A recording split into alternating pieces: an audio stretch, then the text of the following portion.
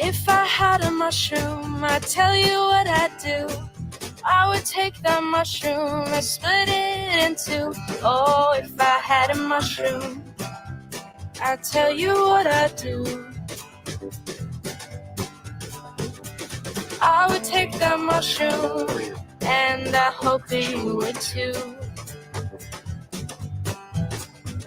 The sky would look all cloudy, it'd be making shapes and such. We'd be dreaming about the future, and we both know that ain't much. Oh, and if I had a mushroom, I'd split it with you. I would take that mushroom and give the other half to you.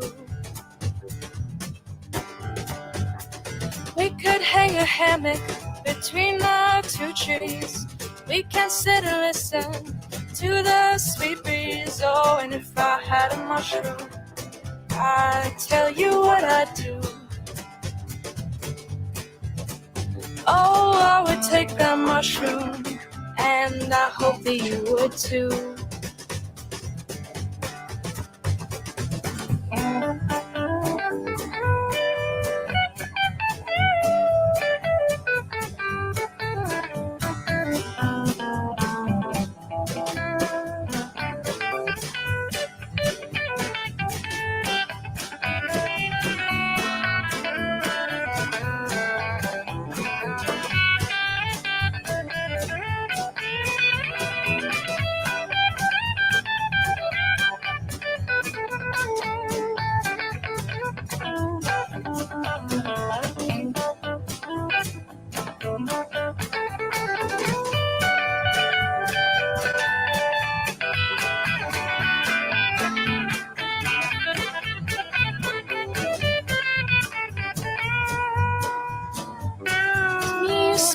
Mushrooms, to them you smell like smoke.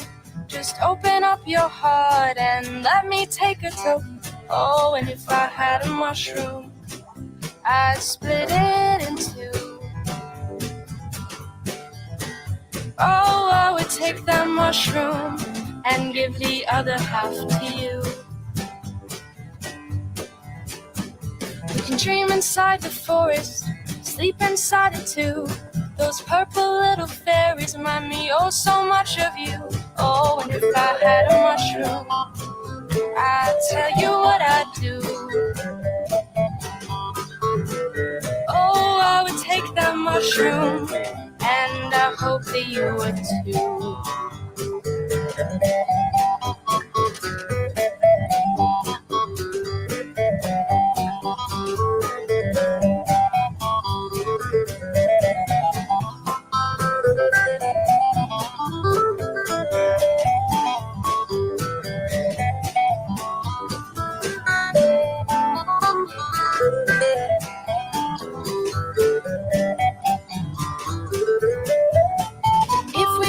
Mushroom growing on a log, he'd probably sit between us as we sing him this song. Oh, and if we found a mushroom growing on a log, we would all start singing, and I hope you sing along. Oh, we would all start singing, and I hope you sing along.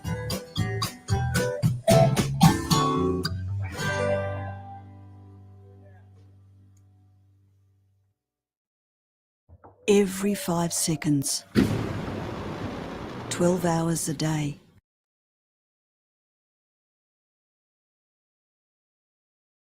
Tori. That sounded a bit grim, whatever that next thing was. Hello. Just the three of us. We'll always be together. Sorry, I've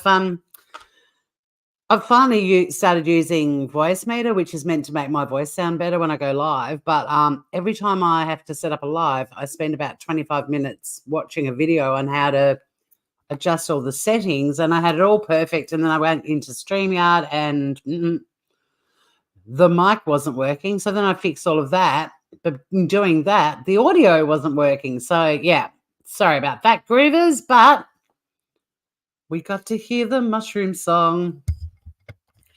And, yeah, not a really good choice of song when we're about to talk about the deaths of 3 people. But here we are in a story that's not just gripping Australia, but the world. And I've been listening to a few people covering it, an American channel. It's a guy that often gets recommended to me in chat. And, I mean, I've tried so hard, and I just can't. I mean, he's not even relying on good media outlets to get his information and has gone down a pretty bizarre road. I mean, we might react to him a bit later because, don't get me wrong, he's very inquisitive and I guess he reads bodies a little bit, body language going on. And he sort of speculates and theorizes. But when you're doing that using unverified sources and not sticking to the facts, it can be really problematic. Yes, Francesca, have you watched him and his coverage of it? Totally do. I mean, I get the dry humor bit, but he puts me to sleep. And it's not great when you're like driving your car that you start nodding off to who you're listening to. But yeah, I listened to him and he was asking some questions, and I like playing devil's avocado, as you guys know, and I was responding with my own devil's avocado questions back at him. So we might pop him on a bit later. But this is really alive because there's quite a lot of updates.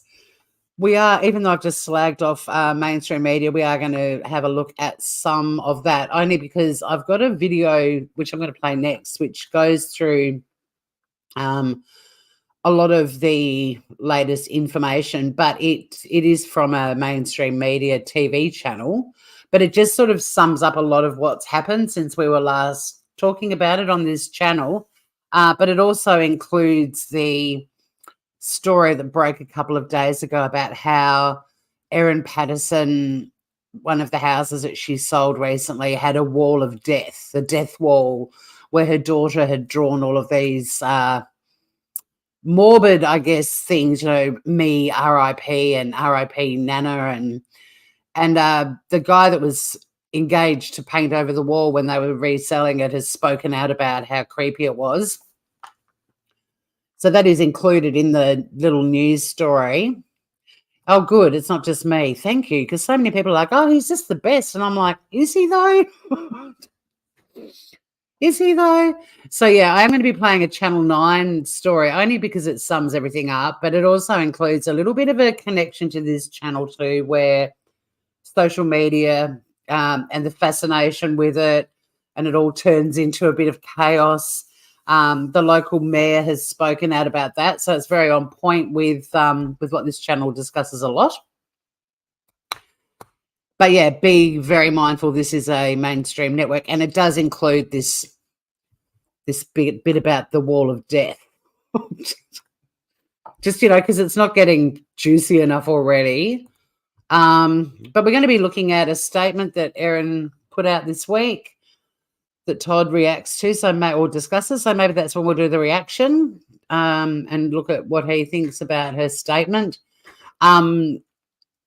My initial thought was it helped her but other people's initial reaction was it didn't. Now, subsequent information's come out that isn't helping her, in my opinion, but the initial sort of corrections, which I posted on my community page, and I just did like a little bullet point summary if people couldn't be bothered watching the little clip. I didn't think it was a bad thing. It was clearly, in my view, directed by her lawyers.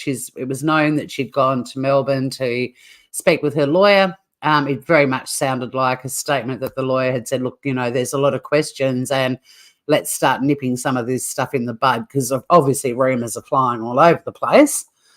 But we'll be chatting about that. So that could be when we have a look at Todd. He might strike me though, but I'm going to take the risk.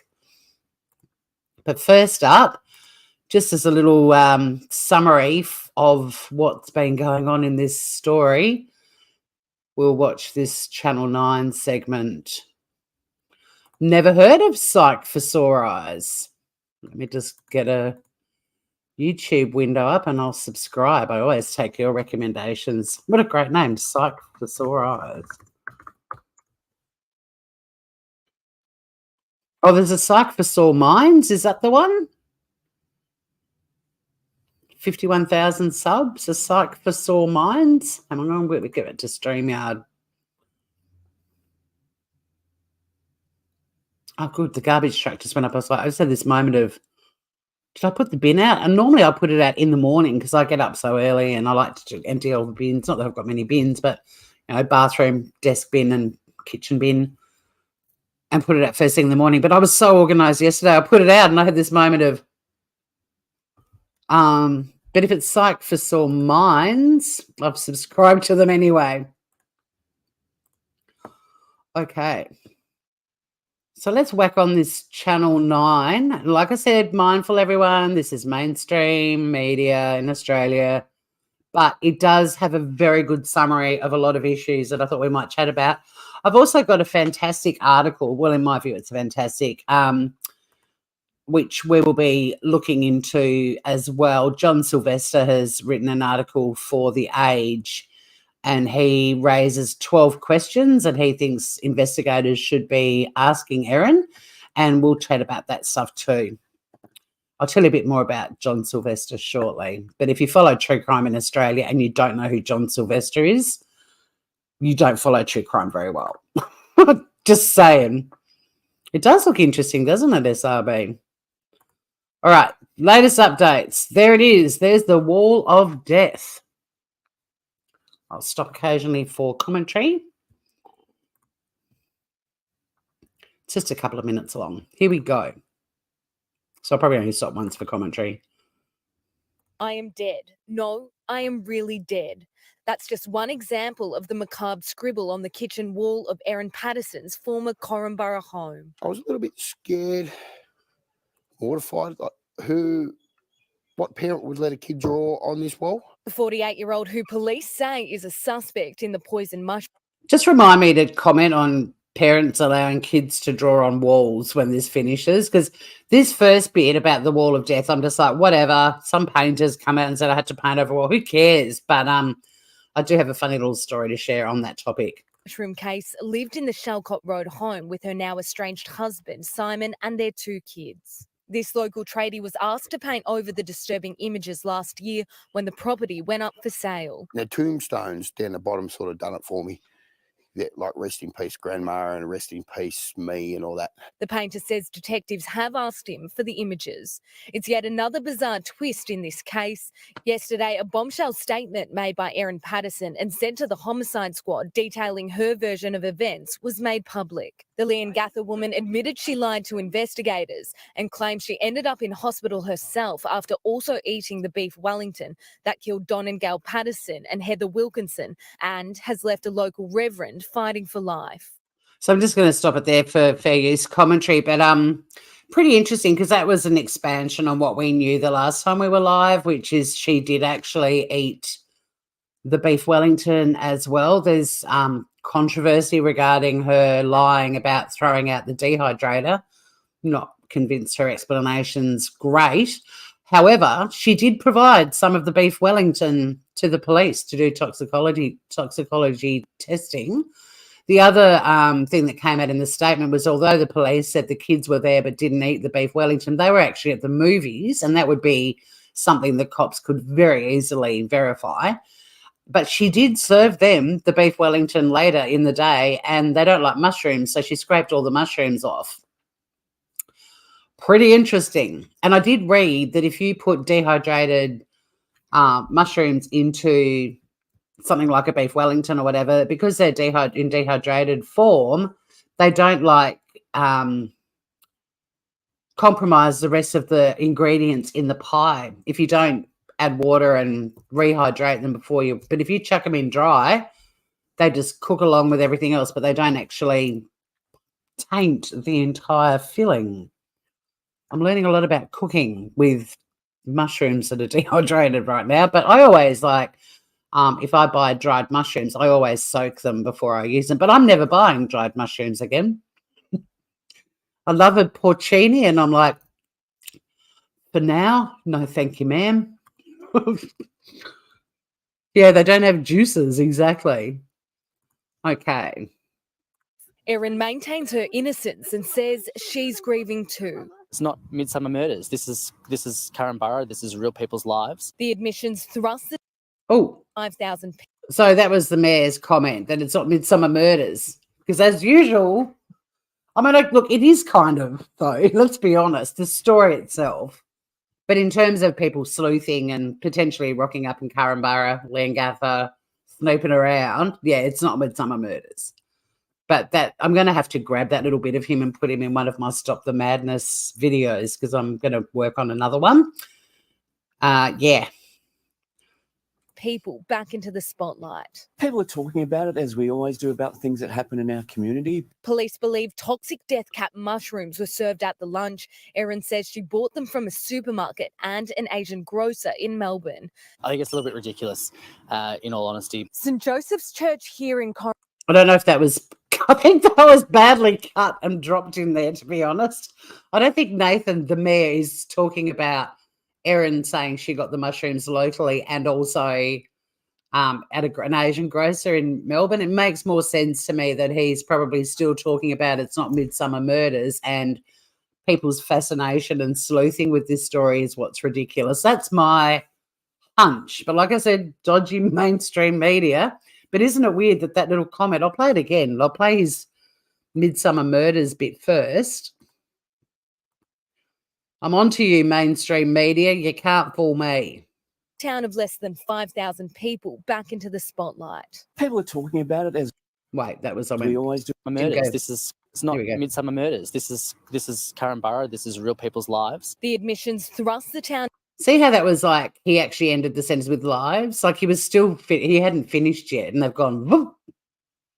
of less than 5,000 people back into the spotlight. People are talking about it, as we always do, about things that happen in our community. Police believe toxic death cap mushrooms were served at the lunch. Erin says she bought them from a supermarket and an Asian grocer in Melbourne. I think it's a little bit ridiculous, in all honesty. St Joe. And he was continuing whatever he was saying. That dodgy mainstream media. Yeah, the good old media splice. It's exactly the same interview. God, how manipulative are they?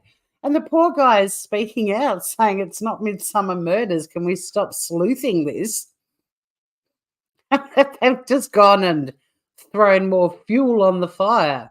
Because it came right after the comment about Erin saying she bought them locally and from an Asian. Oh, it's a bit ridiculous. Oh, my God. If people can't see this stuff, like, honestly, you're being manipulated. I mean, that's a classic example of the shit they do. Joseph's Church here in Korumburra will open its doors on Saturday at 9 a.m.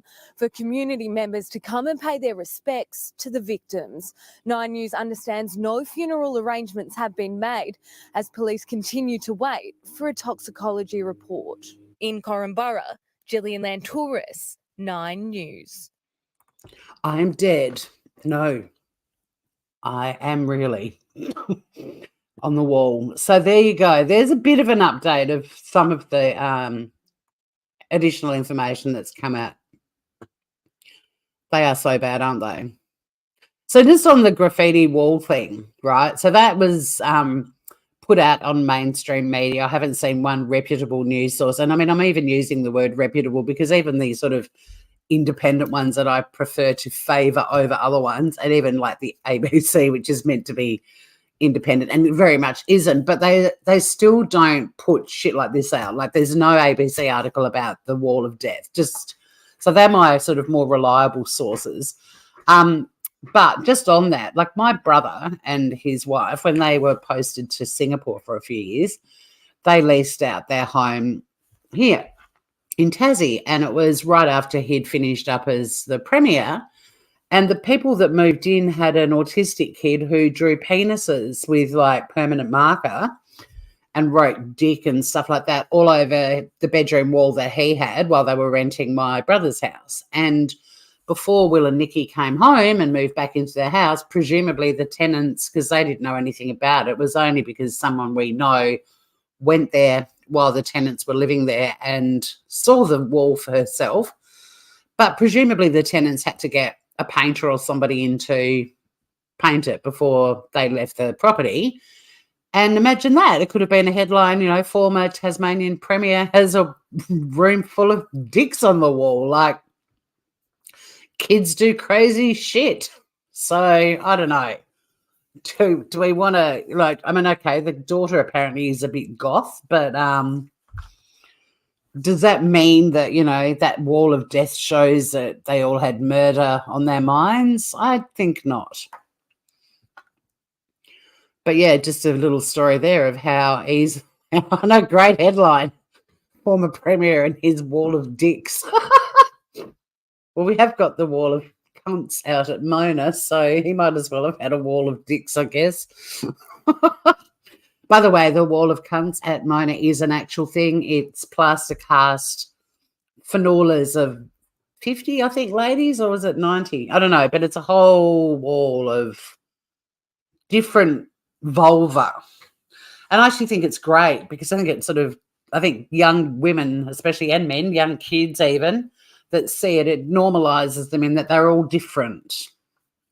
They're all beautiful in their own way. So I'm a fan of the wall of cunts. You can even buy a cunt soap. Kids' drawings could relate to a cartoon or movie. Absolutely. Absolutely. And I mean, I was a huge fan of the Addams Family, and you couldn't really get more goth than that. And then my niece Lily, she also was, I mean, she actually insisted on being called Wednesday for a long period of time, for several years, because she loved the Addams Family. But she got to watch the Christina Ricci era of Addams Family stuff, which was way darker and way more funny and also way more accurate in terms of social commentary than the original one. But, you know, drawing a coffin or little crucifixes and stuff like that, it's not exactly, doesn't necessarily mean Erin murdered her parents-in-law and Heather. So now we're going to have a quick look at Erin's account of the fatal meal because we got a little bit more. Yeah, I know, Wednesday. She was great. She wouldn't respond to us unless we called her Wednesday. So a bit more information came out since we last looked at this story. And Erin gives more details about the dinner. I have already mentioned a few of the new bits of info, but we'll have a look at a few more. Oh, I'm so sad about the Matildas last night. It was a nail-biting game. I said to my sister Ange was very shocked that they didn't win. She was confident they were going to. This is at the end. We didn't discuss it prior. And I was like, no, I think it was, well, for me, it was always going to be basically home crowd advantage versus experience. That was, so I was a little bit like the Matildas are totally the underdogs in my view. Not totally the underdogs, but out of the two. But gee, they put a lot of pressure on one player, the Matildas. Like there's a whole team of highly competent athletes. But anyway, they could still come in third, I believe. I think they get to play off the other. Well, does anyone know the team? Because Blanche and I last night, I was saying, who do they? Hang on. They get to play the other team. I don't know. This is what I know little about soccer, really. But they determine in soccer, they determine third and fourth, whereas like in Australia, once you've had the semis, that's it. Like whoever loses the semis, they're just on the ladder and it's determined by percentages. But last night we were pretty sure right at the end there was a little ad saying that they play one more time. And we couldn't remember what team flashed up on the screen, whether it was Denmark. No, I think Spain's in the final. It's Spain and England are the finalists. Oh,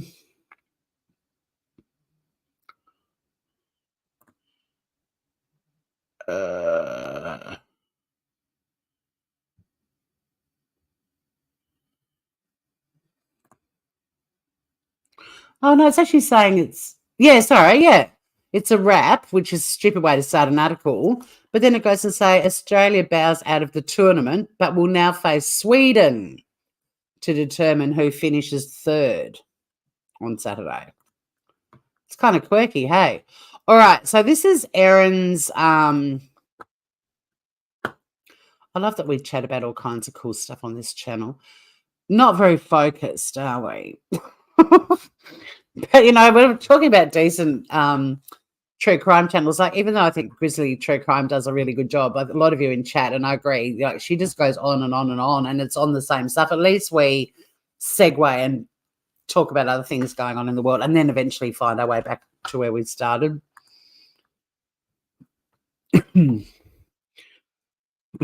Well, I'm sporty in some things, but not really World Cup. But I mean, you know, as soon as the Matildas got into won the quarterfinal, it was a friend of mine put on Facebook, and now 26.5 million Australians love soccer. But that's why sport's so great, because it can bring a whole country together. Like that's why I love it. I mean, I don't love how countries revere their sporting heroes and, you know, put way more importance on them than anyone else. But the way sport can unite a country, like America's Cup, and what's happened with the World Cup, and tennis, like it's just exciting. The other vids that came up, I don't know what they are, but I don't have time to go into more of the wall, because the wall of death, I was sort of take it with a grain of salt, because who cares, you know? But I'm interested, what else did you find, SRB? Hi, Cassie H. How are you? So let's have a look at some of the additional detail that Erin has provided about the dinner. I'm not going to read the whole article. I'm just going to go through a few little bits and pieces. And then we'll have a look at Todd Grande, or however he pronounces his name, talking about it, because I was heckling him yesterday listening to him, so I sort of think it's worth having a quick look at him. And then we're going to go over the 12 questions John Sylvester thinks investigators should be asking Erin.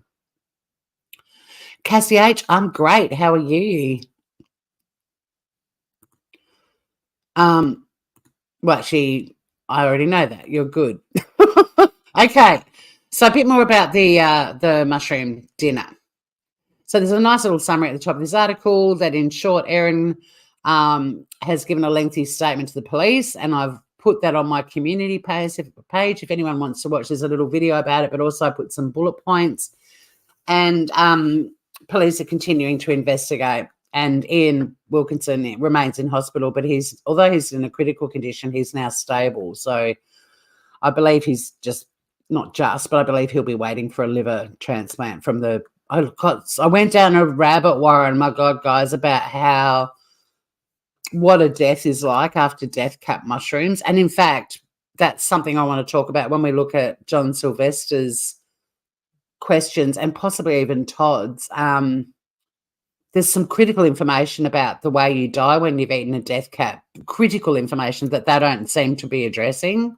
So I want to mention that, because I went down a death by mushroom road. I was planning on doing a live the other night, but I was absolutely whacked when I got home from work looking at the actual death by mushroom aspect of this story. And I might still do it, but I went down such a rabbit warren and learned a lot of stuff. It's pretty interesting. I thought it might have been, but I didn't want to say pussy milking was one of the headlines. Pussy milking. Great. I thought it might have been, but I did want to just say, would you happen to be the daughter that SRB just mentioned earlier when I was playing the Magic Mushroom song? They are absolutely crazy. Maybe she didn't mean to kill him. Well, this is it. I mean, we're all very good at innocent until proven guilty around here. It doesn't mean, though, as facts come out that we might be like, curious and curiouser. But I'm I'm leaning towards not intentional from the verified facts we have so far. And it might be because of the presumption of innocence, which I place a lot of value on. Oh, speaking of that too, I'm going to be doing a live. I haven't done one on this subject for a long time, and I was planning on doing an ongoing series, but so many major twists and turns happened in this particular story that it was impossible. I just didn't have the time to keep doing regular updates. But now that a report's come out about the whole thing, this has put Australia in the international spotlight for how, despite the pride we take in our democratic process and our legal system, it's a case that made a mockery of both, and particularly the legal system, legal process. And it's the Brittany Higgins, Bruce Lehrmann story. And one of our community members had sent me a link to something that I had just started watching yesterday, and then I listened to it a little bit last night after the Matildas and finished it this morning.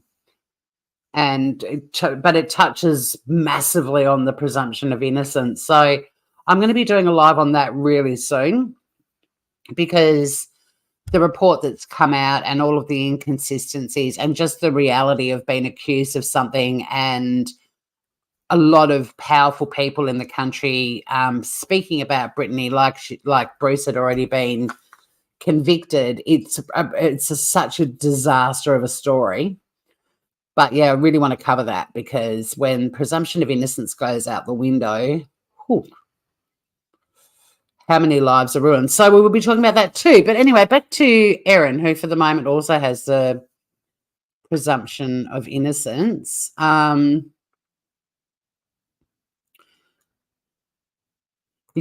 so cute. Yeah, that she gave it to the kids. And again, I mean, these are things that can be verified very easily by the cops. I doubt that the lawyer who helped Erin prepare the statement would have encouraged anything that couldn't be proven. There's just no way. And one of her kids, even though we keep saying kids, one of her kids is young adult, not 4 sort of thing. So you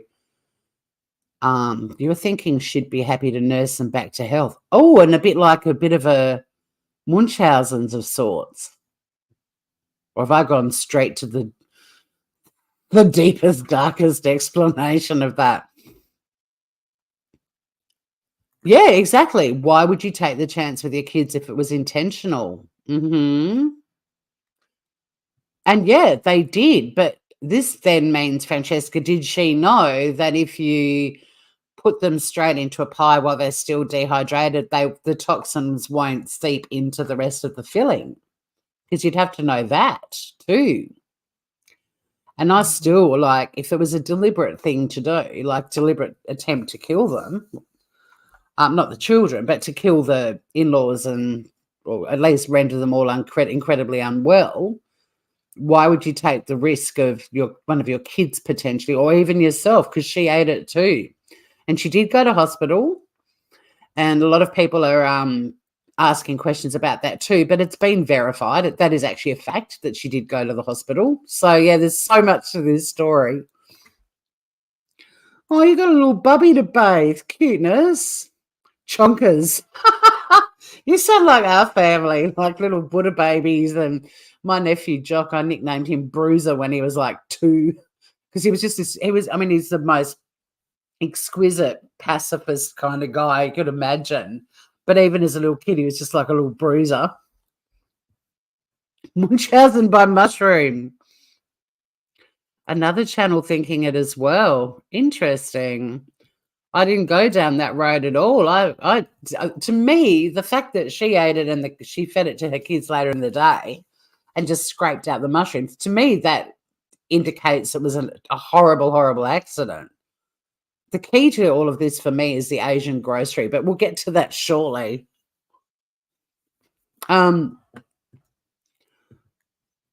yeah, I mean, I guess get the in-laws unwell, nurse them back to health, win back your husband. The husband's quirky too, like the story about him and his mystery illness last year, and the family being told to say goodbye to him not once but twice. And then I saw a photo of him, and I'm like, oh my god, he's a goofball too. Like they're all kooky as fuck in this story, which doesn't help. Okay. So additional info that we've learned since the last time we went live was that the mushrooms came from two places. One was she'd bought some locally, and of course, if she bought them locally, then why didn't anyone else locally buying mushrooms from the supermarket also get unwell, unless she bought a little packet of mushrooms, because you can buy ones with little trays with the Glad wrap over the top.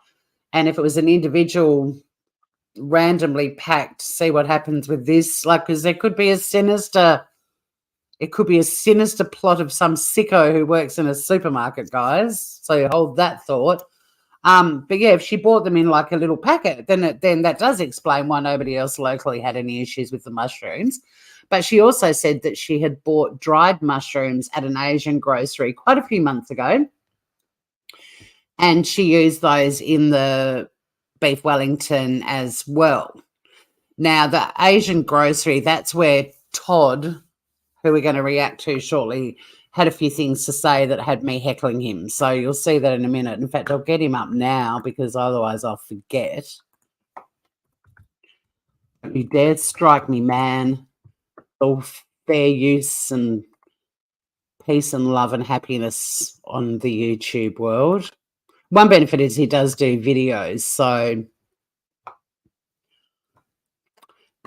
he calls it the Mushroom Massacre. And, he makes little dry, sarcastic jokes like doesn't leave much room for debate and things like that, So I do get the humour.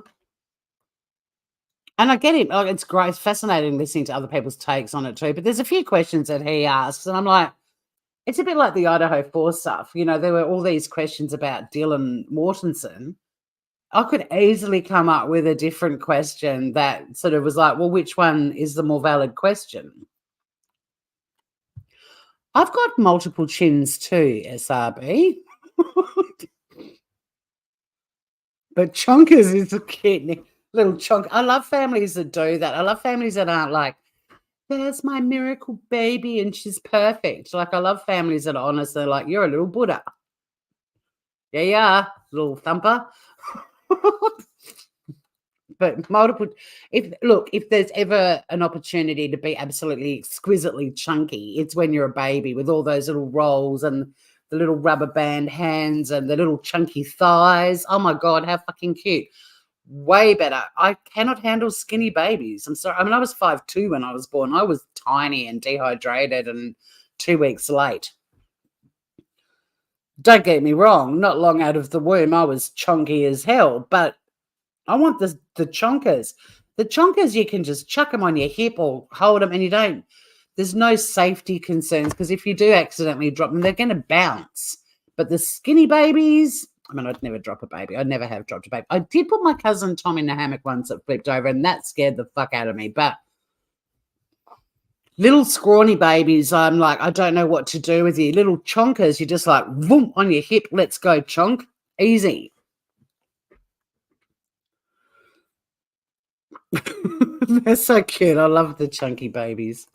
All right. Oh, God, I have a child-free community on Facebook, and some of them are, like, fanatical, and they'll be like, oh, that child-free, that woman that created a group for people that don't have kids just said she loves chunky babies. I knew it. She's a traitor. Get rid of her. I'll be like, well, I actually created the group. You fuck off. Okay. So she also has mentioned she was hospitalized, and, again, very easy to verify stuff like that. The statement read that she wanted to clear up the record because she's extremely stressed and overwhelmed by the deaths of her loved ones. And if she's innocent, hell to the fuck yes, you would be. In fact, She has also been quoted as saying, "I've been painted as an evil witch." She has. Now, like I've said from day one, if this is a whodunit and she done it, we will let rip. Don't you worry about that. They'll bounce. And I'll probably get, thank God I don't have kids, because I'd be a candidate right now on YouTube for some fucker to call CPS on me. There's a woman live on YouTube right now who said, "Don't worry, if you drop a fat baby, they'll bounce." You can see it. And then I'm also going to be exposed on TikTok for being a fat shamer. That's the beauty of Australian channels, though, because we don't even think we just talk honestly and openly. And then it's only afterwards when you're like, I suspect the American YouTube community could have a few things to say about my life. God, I don't know if anyone's been following all of the Kramer drama, but what a bunch of whining Karens, including the Glare. Like, what a bunch of weirdos. So invested in each other and, preserving their great reputations, and listening to a middle-aged man deeply entrenched in lady drama. I still don't get what he's even fucking doing there. Like, I've got great women in my life, but I'm really selective about which women I let into my life, because a pack of women there's nothing like. My definition of hell is going to a hen's night, especially an indoors one. The noise, oh my God, I can't deal with it, and I can't handle being around a huge amount of women. When they're not the women that you love and know, and they're really close to you, and you know you're safe with them wherever you go. When you're with this whole room of people that are bitching and gossiping, and no, do not make me go ever again to a hen's night. I will not go. Nope. I've been invited to a shitload of bachelor parties, and they're way better fun. I mean, a penis straw versus the bachelor parties, there's no contest. Anyway, so off topic. Where was I going? You bouncing around like a ball in here. She actually went later. Ow. And it was the same day that she got rid of the dehydrator, but that's also key to this whole how a death cap actually affects you, because you start off being quite unwell, and then you think you've come out the other end and you're doing all right, and then you go boom downhill because your body's already dealing with organs that are being attacked, especially your liver. But it's a really typical pattern when you eat these mushrooms, that you start off like within 24 hours, you start having pretty bad gastro symptoms, diarrhea, vomiting, very watery. I'm sorry, there's a lot of information, but we have a young mother in the chat who knows about gross excretions. Well, I mean, any parent would, but she's dealing with it right now. It sucks to be her. But then there's this period where you start to look like you're recovering. So her going off to the tip and getting rid of the dehydrator, and then later in the day suddenly getting unwell, there's nothing alarming about that to me. Plus she's younger. It might have taken a bit longer for the bits and pieces to start, taking hold. She says, "I'm hoping this statement might help in some way. I believe if people understood the background more, they wouldn't be so quick to rush to judgment," which is always the case, isn't it? She's devastated to think these mushrooms may have contributed to the illness suffered by her loved ones. And she repeats again, she had absolutely no reason to hurt the people she loved. And sadly, there's one, Heather Wilkinson, who passed away. And that's Ian, her husband, who's awaiting a liver transplant. Police were also told, this is a little caption, that the guests all chose their own plates. So like Erin served it all up and then went, help yourself. So John and Gail died, as well as Heather. And speculation has swirled in the fortnight since in the South Gippsland community. It's only intensified as police remain tight-lipped about the status of their investigation. And this is the double-edged sword, guys. Like, if the police put out too much information, the sleuths latch onto it and they're going real life and they're rocking up in towns. I mean, Nicola Bulley's a classic example. You know, they're snooping around in people's backyards at night, looking in windows, just doing all sorts of weird shit. If they don't put enough information out, the sleuths run wild with the little bit of information that they know. If they don't put much information out, you also get, like with Idaho 4, shitloads of people online complaining about not being given information they feel entitled to. You're listening, Bullhorn Betty. Like, they're damned if they do, damned if they don't. But the one thing that's going to happen more and more and more is police will remain incredibly tight-lipped because social media is impacting investigations. It's compromising witnesses. Innocent people are going to get locked up and guilty people are going to walk free. Like, it's insane. So good on them. But like this article states, the speculation is intensifying because the police have not put out a lot of information. And good on them, I say. Keep tight-lipped, because your little fucking Zav girl on YouTube has absolutely buckleys of ever solving a crime. You guys are trained professionals. You do what you got to do. We're here waiting for the facts.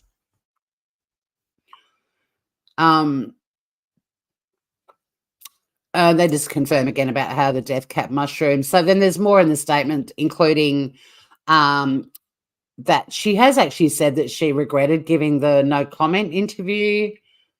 I very much regret not answering some questions following this advice, given the nightmare this process has become. She found the police interview terrifying and anxiety-provoking, and it would be, just like we talked about, having all these media outlets in your driveway with huge cameras and microphones shoved in your face.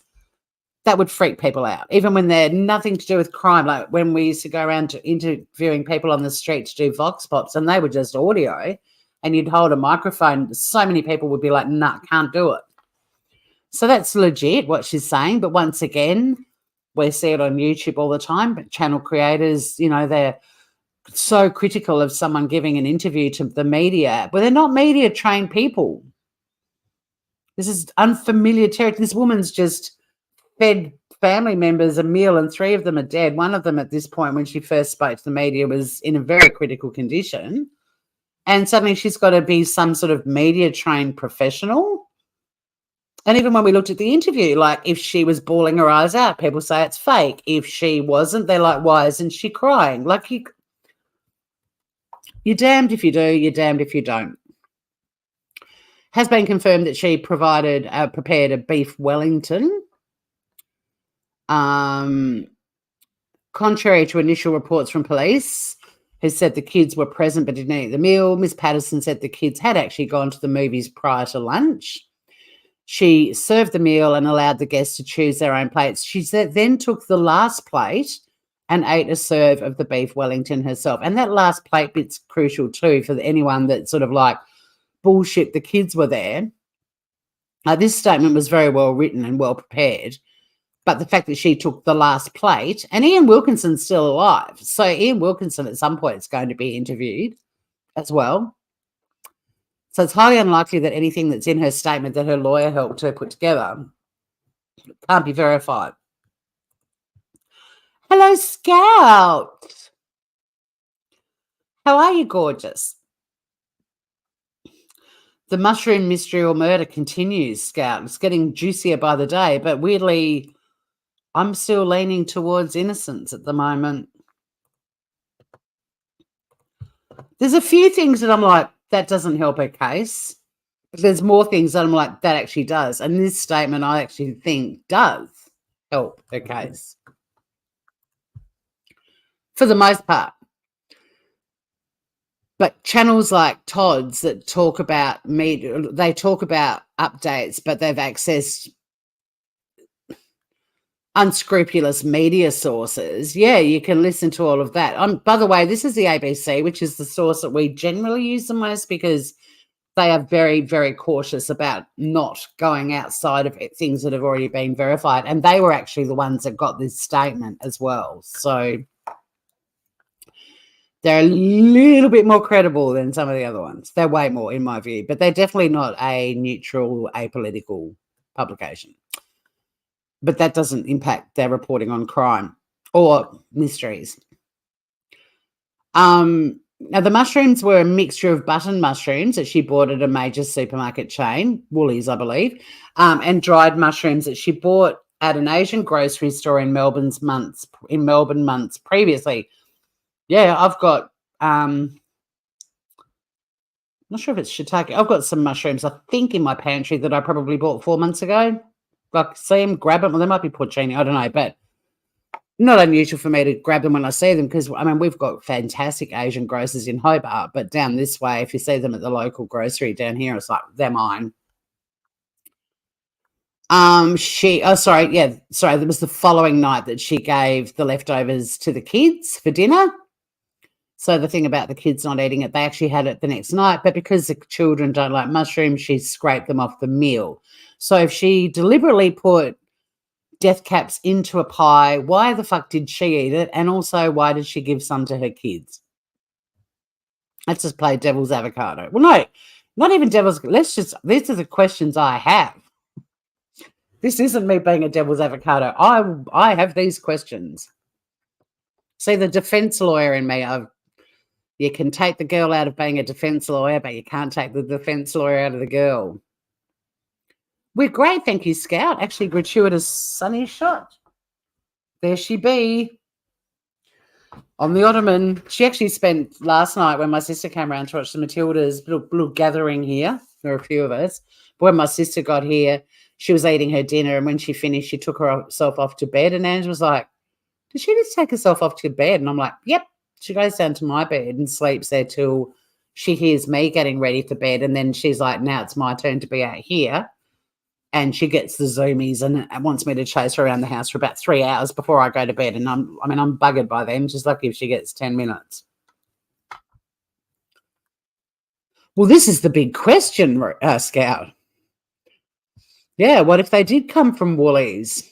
That's what I'm glad you're here now. But yeah, a bit earlier I was like, what if some Woolies employee had some sinister, let's just whack a packet of death cap mushrooms out on the shelf with all the others and see what happens?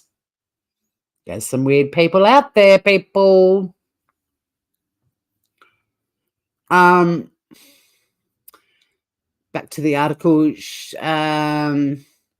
Miss Patterson said it had not been previously reported. She was also hospitalised after the lunch with bad stomach pains and diarrhoea, and she was put on a saline drip and given a liver protective drug. She said she was transported by ambulance from the Leongatha Hospital to the Monash Medical Centre in Melbourne on July the 31st. So that was 2 days after the lunch. Easily verified. Taken to hospital, the symptoms that she rocked up with, all of it. True, she might have been faking it, but we don't know the full medical notes yet. And I mean, she could have, but why would she be transported by ambulance? Like, she must have gone somewhere and said, this is going on. And they're like, we need to get you in a fucking ambulance now. The Gippsland Southern Health Service confirmed a 5th person who presented at Leongatha Hospital on July the 30th with suspected food poisoning later returned and was sent to Monash. So she'd actually presented there on the 30th as well. Or did she get transported the following day potentially? There are the Pattersons, sadly, they're the two that lost their lives. They're the in-laws, or former in-laws. As her guests fell critically ill, Miss Patterson said she was contacted by the Department of Health and asked what might have caused the violent reaction to the meal. She preserved what was left of the lunch and gave it to hospital toxicologists for examination. She told investigators from the department where she had bought the mushrooms, although was unable to identify the specific shop in Melbourne where she bought the dried mushrooms, fungi. Now, that's one of the things that Todd hones in on. And I just want to say before we do react to him that we've got quite a few really good Asian groceries in Tassie, but in Melbourne, there's actually a part of Melbourne called Chinatown, and every outer suburb of Melbourne has many. Like Australia's such an amazing melting pot of different cultures. Asian grocers are all over the shop, all over the place. Now, one of them in Tassie is called Wing & Co, but other than that, the others are all like, they've just got Chinese names, Japanese names, Vietnamese names. It's not that easy to remember their names. I often go, I mean, even when I lived in Vietnam, the chances of me remembering the names of my local grocers and stuff like that, I mean, I bought a lot of stuff at the market, but you know what I'm saying? Like, you just know where the Asian grocer is and you run in there and get something. Now, obviously, this is something that you would think the police are honing in on as well, which is, okay, can you take us back to, because she said she thinks it was an Asian grocery store in Waverley. Let's go back to them and see, drive around Waverley and see if you can remember. But Todd hones in on that and makes out that her not remembering the name of it is signs of guilt. Whereas knowing what Australia is like, and particularly Melbourne with Asian groceries everywhere, I couldn't tell you. There's one I go to in a suburb in Hobart called Moona, and I couldn't tell you their name. And I've been shopping there for years. I don't find it that bizarre. But again, it's putting yourself in their shoes, I guess, and also understanding the reality. It's not like we have in a city like Melbourne, biggest city in Australia now, we have one Asian grocer. In fact, Francesca can shed a lot of light on this if she's still around. And yeah, I mean, Sydney, Melbourne, Brisbane have all got, even Adelaide has got a Chinatown as well. Like, it's a huge part of our culture is the Asian history that we have. I mean, fuck, they came out in the gold rush. We've had Asians here forever. Thank fuck, because our food is incredible because we've got all the amazing Asian stuff. But yeah, Francesca will be able to weigh in on that a little bit. She's a lot more familiar, but there's nothing bizarre to me. And I've lived in an Asian country and I buy a lot of Asian groceries, and I cannot tell you the name of the grocery that I go to out in Moona. Francesca's got a huge one. God, they're fantastic too. I love all the aisles with all the cooking stuff, the bamboo handled little cages that you pull your dumplings and stuff out. Oh, all of it, the bowls, and then of course the food, and then the moon cakes. Oh my God, beautiful. But yeah, I couldn't tell you. In fact, if I Google it now.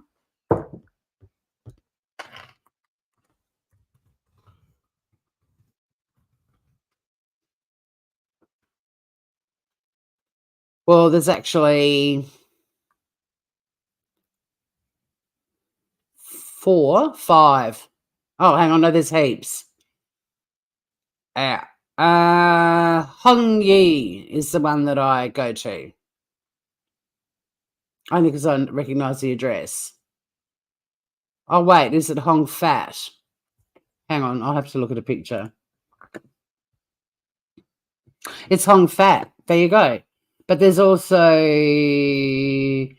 Sunny Mart, Chinese Emporium, Asian Grocer, EIG, Maya Groceries, DeGolla Mart, Namaste Spice, Asian Bazaar, Hong Yi, Hong Fat. So, and I live that's a city that has approximately 250,000 people, and that's how many we have. So, yeah. I don't know why Todd thinks her remembering the label was handwritten, but the name of the supermarket, the Asian supermarket, is suspicious. Because to me, if you buy a bag of mushrooms from an Asian grocer's and bring them home and put them in your pantry and they've got a handwritten label, I open my pantry 50 fucking times a day. I see it all the time. It would not be hard for me to remember a handwritten label. The name of the shop where I bought it, yeah, it would be hard. It would be easy for me to forget. I've already heckled him. I don't even know if I need to react to him now because that was the main point that just got me going, nah. No, I actually buy mushrooms from Asian groceries a lot and can't remember the name of the shop, but I can describe the packet perfectly because I've been looking at it in my pantry for months. They just want to find anything that raises suspicion, which is why we'll actually look at John Sylvester's questions because they're more on point than anything else. Just running through the last few little bits. The Ms. Patterson said the officials from the department later sent her photos of packs of mushrooms with handwritten labels, similar to those she described to them. So I guess they were asking her, was this the sort of thing that you bought? And she was probably like, yep. Now, she did address the issue about the dehydrator, and she admitted she lied to investigators that she said she'd gotten rid of it a long time ago. She was at the hospital with her children discussing the food dehydrator when her ex-husband, the son of the dead couple, asked, is that what you use to poison them? Worried she might lose custody, she panicked and dumped the dehydrator at the tip. Now, Aussie Tad, who's at book club at the moment, I think Todd's totally out of touch. You're back for a few. Welcome back, Cassie. Aussie Tad, who's, at book club at the moment, unfortunately, but she wrote a really good comment under the last live I did on this, explaining why somebody chucking out a dehydrator is not actually that bizarre. Let me see if I can bring that up.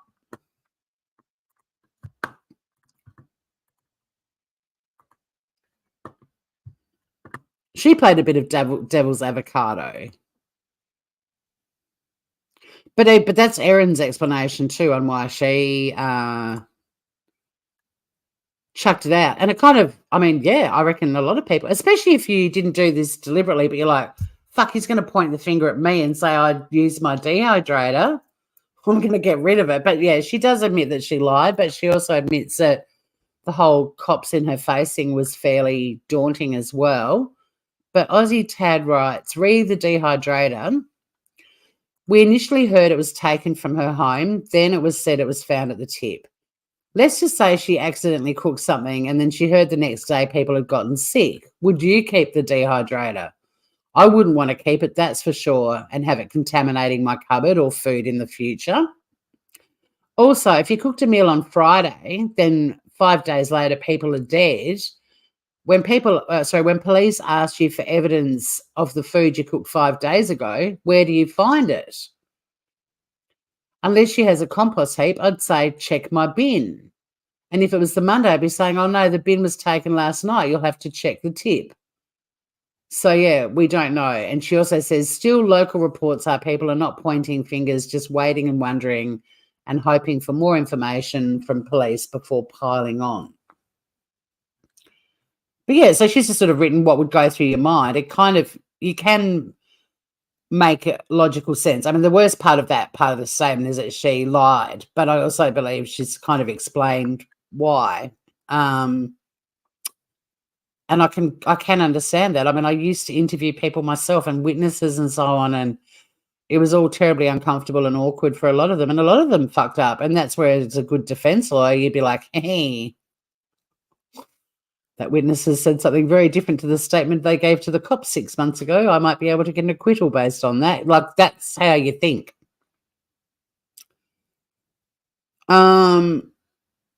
Ms. Patterson also alluded to media speculation about the fact Simon, her ex or estranged husband, reportedly spent a fortnight in hospital in May last year with a severe stomach illness unrelated to the current incident.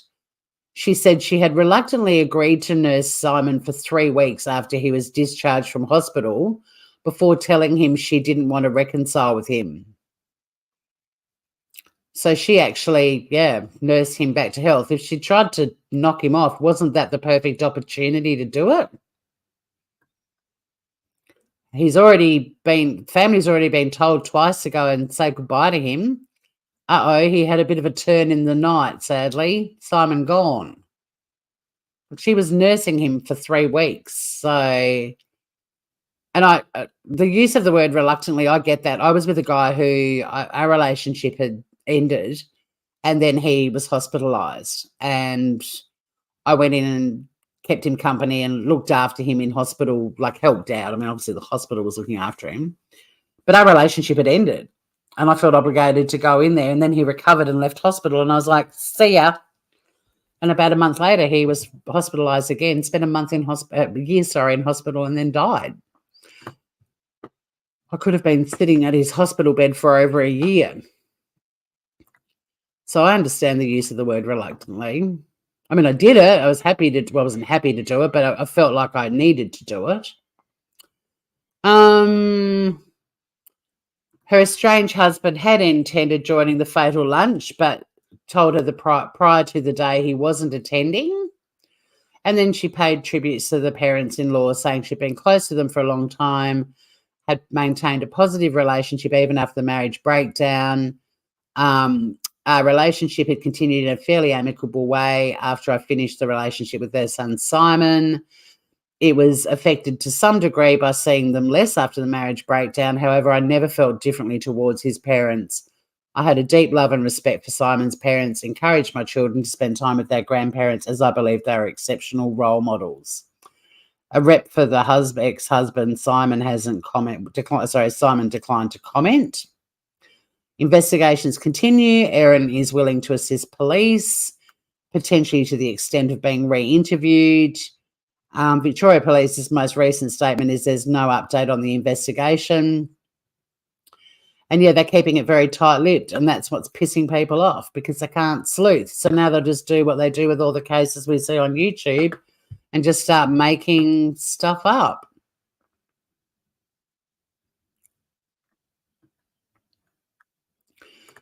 It is such a strange case. Yeah, she said she was really scared. And she also said she regretted doing the no comment. And she certainly answered a lot of questions. But yeah, it is a very weird case. Reluctantly nurse him. That changes things for me. Yeah, and it was in quotations too. And remember, this is the ABC article, and they were the ones that got the statement that she released earlier in the week. So that's that.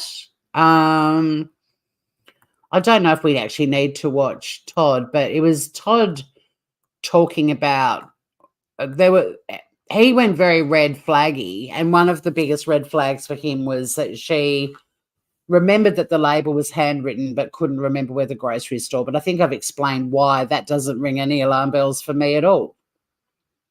And it wouldn't ring alarm bells for anyone anywhere in the world, I don't think, who buys stuff from Asian groceries and doesn't always remember their names, and you've got a bag of mushrooms sitting in your pantry that you see every time you open the pantry door and it's got a handwritten label. Like I said, I had to just Google the one that I go to, and the one that I thought I went to wasn't the right one. Side note, I love your picture on the lady, Esther, or the one at the back's beautiful too, but you can only see a tiny bit of it, but the colours are incredible. But yeah, my lady, she's awesome, isn't she? She's got a big crockenbush hairdo. No, the ex hasn't said anything at all. He hasn't spoken at all. I mean, we've already looked at in an earlier episode, we've looked at the Facebook post about the mysterious illness he had last year. But no, he's still declining to comment. But he's a rather jolly looking chap. Let me get a photo of him up.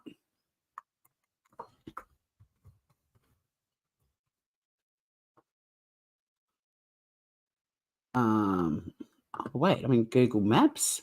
Hang on.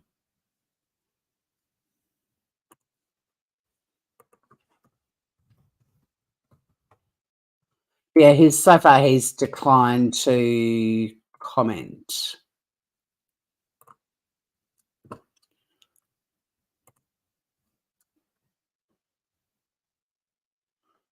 I mean, there was an article, the photo of him is in an article from a really bad mainstream news source, where it says the ex-husband put a call out to the local community after nearly dying from a mystery illness last year. And then the way it's written, and then that goes on to say how he's mourning the death of his parents. But the call out was, I think, the post on Facebook and nothing more, because that last article from the ABC is that the rep for Simon Patterson has said that he's declined to comment.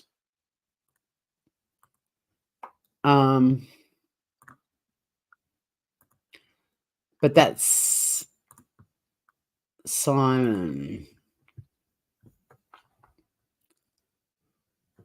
So, like, yeah, she's awesome. Esther's awesome. Well, the artist who painted her's name is Esther, so I just named her Esther as well. She's actually a lady sitting at a ticket window, like at a theatre. She's got the glass circular bit when she's holding some tickets down the bottom. So that's Simon. He reminds me of the guy who played the lion in The Wizard of Oz. He was very ill last year, but there's no, as yet, connection between the two. But someone was clearly bouncing around and being a sleuth and got onto his Facebook, and his Facebook page went viral, talking about this mystery illness last year, and that just fanned the flames even more, that clearly she's got this history of... I mean, someone actually asked me to look into the deaths of her parents, because her parents died in the same year, like not at the same time. And her mother was actually quite a well-known... I'd never heard of her, but her mother was actually quite a well-known professor and author of books. But people are going, look into that, because, you know, the suspicious death. The mother also left her an unbelievable... She's got like... Erin's got an unbelievable property collection. Like she inherited this waterfront property and other properties as well. Like, yeah, that she's not strapped for cash. You can see the... Yeah, he looks like the guy from The Wizard of Oz, the lion. I need to get a photo of the lion and put them side by side, because he had the same big grin with the eyes that disappear. Okay. So, Todd, I'm not going to bother reacting. I think the main takeaway from Todd's was the mushrooms. But, you know, I'll give him credit, like he's researched even how to say Melbourne. He doesn't go Melbourne. He can pronounce the local towns that are involved in this shenanigans. And the first live I did, and possibly the second, I got pronunciations wrong, because I stupidly watched a couple of interviews and thought that they were locals, and one wasn't. But he researches it. But yeah, there are a few things that he said, because it's just... I guess I'm sort of almost playing devil's avocado, because he's definitely going down the she done it road, in my view. Now, John Sylvester, like I said earlier, if you claim to be a true crime fan in Australia, but you have not heard of John Sylvester, you are not a true crime fan in Australia, in a nutshell. Just a summary, John is an author and journalist who has written commentary for numerous reputable Australian newspapers on Australian crimes, with a very heavy emphasis on the mafia underbelly of Melbourne, but also commentary on like the murder of Jill Maher. Like he, because that was one that brought the whole parole board fucking nightmare into the public eye, and he's held in very high regard. And he also writes in an inquisitive way and is always asking questions. And he's done an article on this story, which is fantastic, because he's basically identified the 12 questions that he thinks investigators should be asking Erin. And I think it's a really good article to go through, because there are quite a few questions on there that I agree should be asked. But there's also quite a few that I hadn't really thought of or hadn't delved that deep. So I'm letting John do all the work for this part of the live, and I'm going to fully expand. And I'm sorry that there are ads. In fact, I'm going to put the ad blocker on, because I turned it off to show that summary from that mainstream media channel that we outed as selective editing. Okay, so this is from another Australian newspaper. You guys are getting very familiar with our newspapers with all of these stories, but this one is The Age. And as far as newspapers go, they're one of the better ones. But at the end of the day, they're all media, right? And when I do the Brittany Higgins, Bruce Lehrman, whatever happened to the presumption of innocence, unfortunately, you'll be seeing some of the most powerful journalists in Australia getting awarded for stories they wrote and speeches they gave after receiving an award, where they essentially implied that the alleged victim had in fact been raped, even though the matter hadn't even proceeded through the courts yet. And not only that, but there's also a very damning report that's just come out about the prosecutor. It's such a full-on story. There's a show that came out yesterday and one of the subs sent it to me, and I had actually started listening to it because I haven't stopped being absolutely fascinated with this story. But there's so much information, and trying to write it and be succinct. And I kept thinking, oh, maybe I need to do like a live or a video or something. Oh, no, sorry, maybe I need to do a video because there's just so much to go through. But part of me is contemplating reacting and commenting on this show because I'd be so interested to see how you guys all feel about it.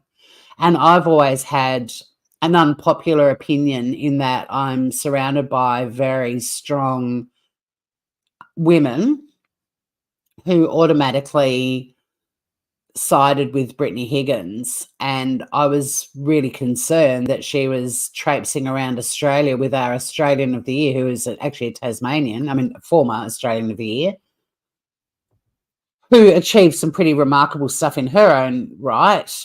Grace Tame, her name is. But Brittany got taken on this sort of media junket around the country to speak publicly about being a victim of a rape, and the trial hadn't even happened yet. Like, it's absolutely full on. Chat's gone completely quiet. But again, the Aussies in the chat can vouch that the Bruce Lehrman, Brittany Higgins story is insanely intense. And the report that's just come out about it as well, it's an absolute doozy. But it also paints Australia's judicial system in an incredibly bad light. Yeah, well, I wanted to do a panel about it. But last time I did this case, I'll have to bring the one over from, I think I did it on Tasmania Calling. I got found by a group of anti-Grace Tame trolls, for the most part, who were insanely aggressive and abusive and are all part of this Bring Down Grace Tame movement. And I can't comment on it because I'm actually really closely connected to two witnesses from that story. And I'm not saying how they're connected and whether they were defense witnesses or prosecution witnesses, but suffice to say their connection to that story ruined their lives. And I'm not prepared to join the anti-Grace Tame brigade. No matter how I feel about Grace, doesn't matter.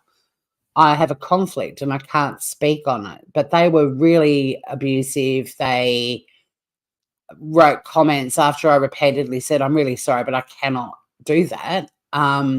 They wanted me to use my channel to bring Grace down. And I was like, I cannot do that. There's a conflict and I'm just not doing it.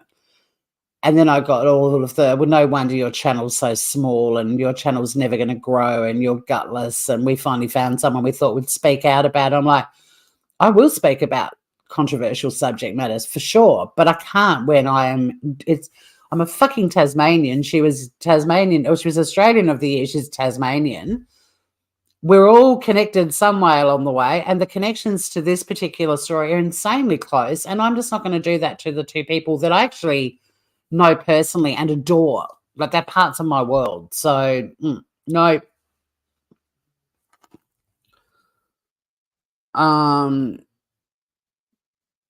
Yeah, I know, almost 3 million.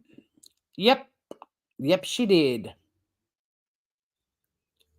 But yeah, I'd really like to do a live on it very soon, and I'm prepared to be attacked about it because, again, I'm a big fan of innocent until proven guilty, and it's a doozy. So keep an eye out for that if you want to listen to a really full-on story that also involves politics, the powerhouses of the media, corruption in the judicial system. It's got it all. It's got it all. Oh my God, Nicole, I have had the exact same thought from the very first time I watched the footage of them walking in and out. Yep. Yeah. Anyway, back to this one. The 12 key questions in the Deadly Mushroom Mystery. John Sylvester pitches them. I'm just going to go through each one. And then we've already covered the background a lot.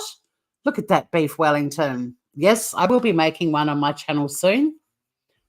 When the outcome of this mystery is solved, I will retell the story whilst making a beef Wellington, because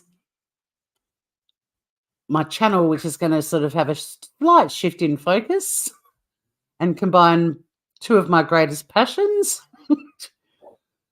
provides the opportunity to cook some food while telling a tale. That one looks bloody delicious. I've never really been a huge fan of beef Wellington, but then I look at that and I'm like, I could so eat that whole thing. I mean, I couldn't in one sitting. I don't eat a lot of red meat, but you don't like Francesca. I do.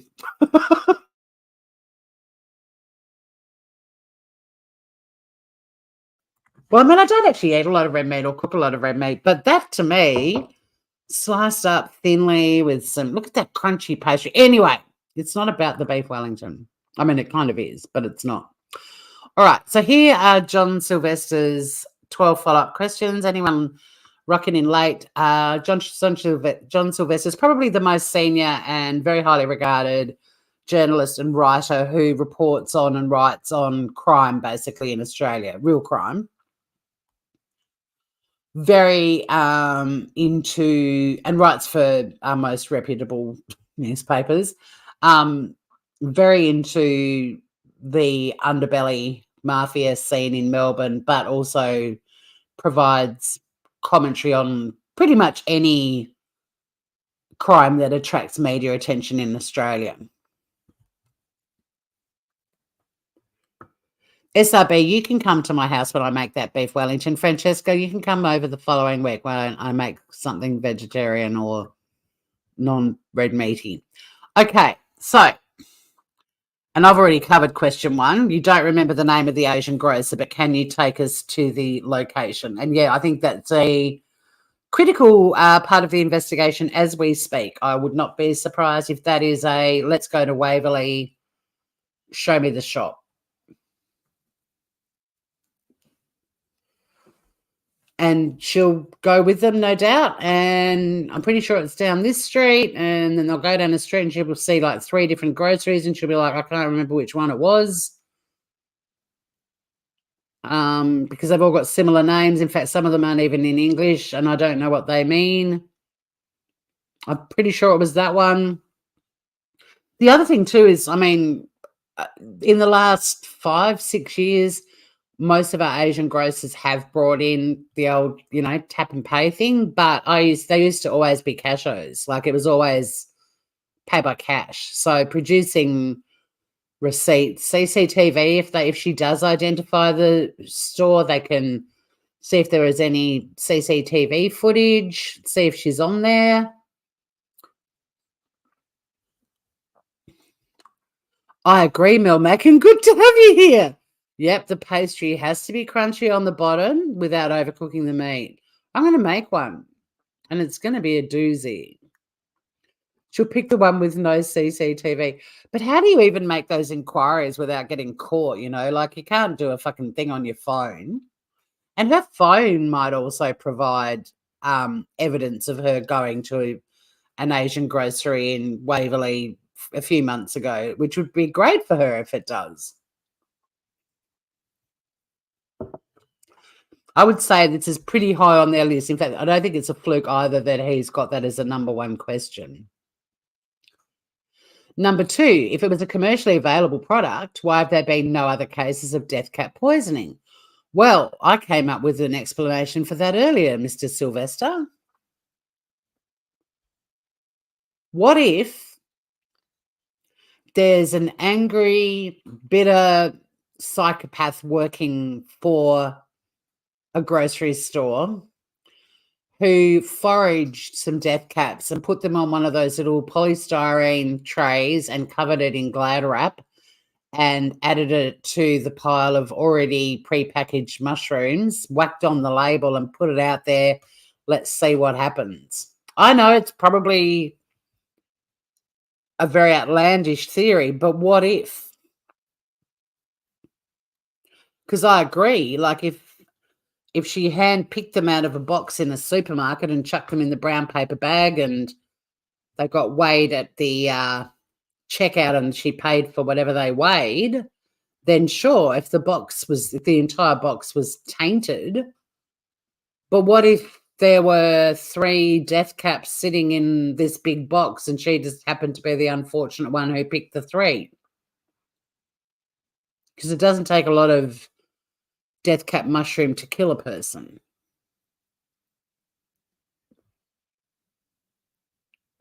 So many questions. But yeah, I mean, that's the obvious comment, and many have been making that on all sorts of channels covering this story, is how come nobody else got sick? But we just came up with some scenarios. And if they were commercially available in an Asian grocery, well, I'm going to be looking at the dried mushrooms I previously bought because I'm a big fan of the porcini flavour. I'm not sure if I'll be cooking with them for quite some time, because once mushrooms are dehydrated, it's very tricky to identify what sort of mushroom it is. And a lot of mushroom foragers, like I told you, I went down this massive death by mushroom rabbit warren.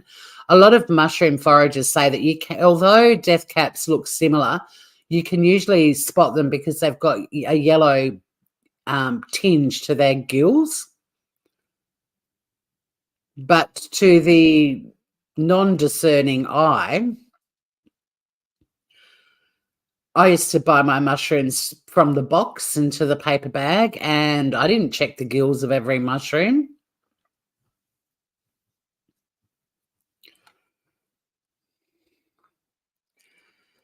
Yeah, I don't know if you'd bother dehydrating normal mushrooms. I mean, maybe if people are big on preserving, I reckon during COVID, people might have dehydrated a lot of stuff in the off chance we all ended up, stuck at home for months. Are you listening, Melbourne?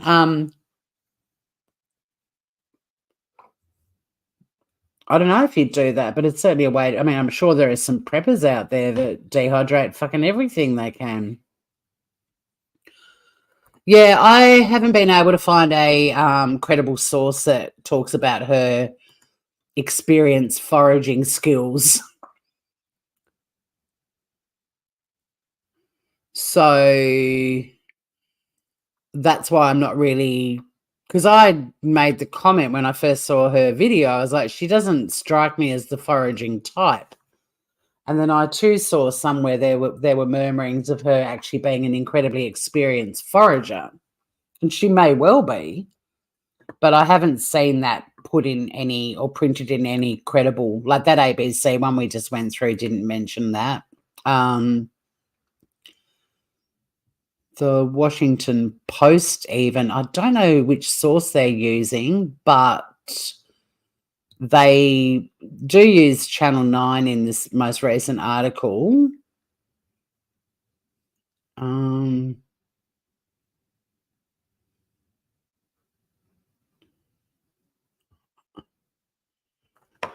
me just search forage. I'm just seeing if I had one of the articles up. I don't think I do. I mean, you can have a look at like the Daily Mail if you want all the completely unverified stuff. They actually put out an article talking about her multi-million dollar property portfolio and the property that she inherited from her mother. It's quite a beautiful property, but do they talk foraging?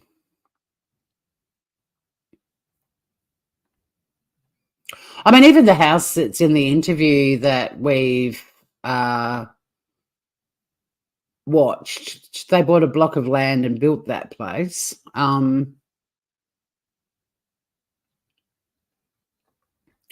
Yeah, but I haven't seen it reported anywhere credible. Anyway, back to the... Oh, my God, dehydrated pineapple is one of the best things in the world. I'm getting hungry. In fact, lunch is looming. This live will be ending shortly because I am not getting hangry. Okay, so why use dried mushrooms? Well, John's put a little response to his own question. Gordon Ramsay's beef Wellington recipe calls for a wild mushroom paste to be used, and this usually requires cooking all moisture out of the mushrooms, but dehydrated ones could be used.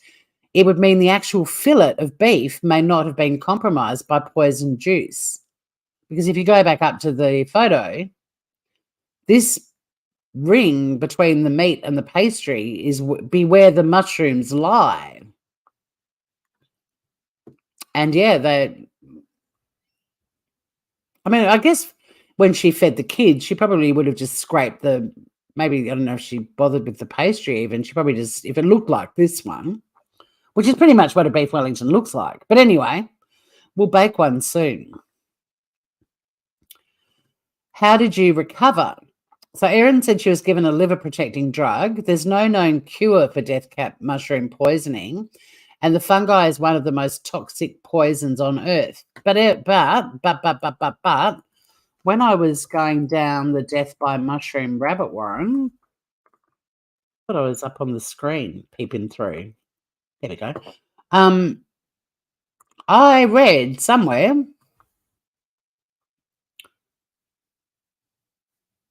what was the word?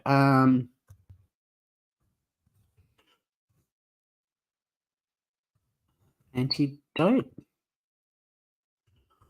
I read that in other parts of the world, there's no antidote available, but you can be treated with fluids, activated charcoal, other therapies.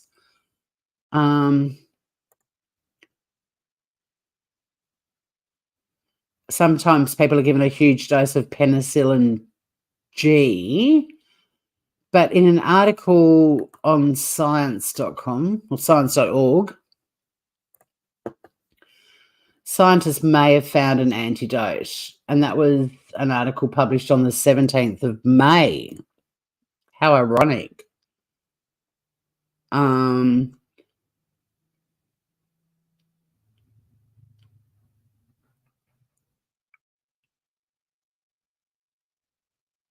It's something to do with proteins and so on, but it's overseas. This research is in the US.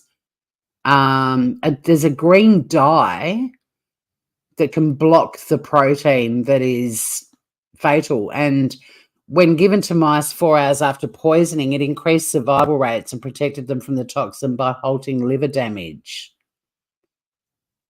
But isn't that weird? Like, that article was the month before this happened. A green dye that can neutralize the toxins and is neutralizing toxins in the lab testing that they're doing. You'd think so, yeah. You would definitely think. Let me just make sure. I always have to, when I'm live, do a quick check to make sure that, nothing's broken while I've been live.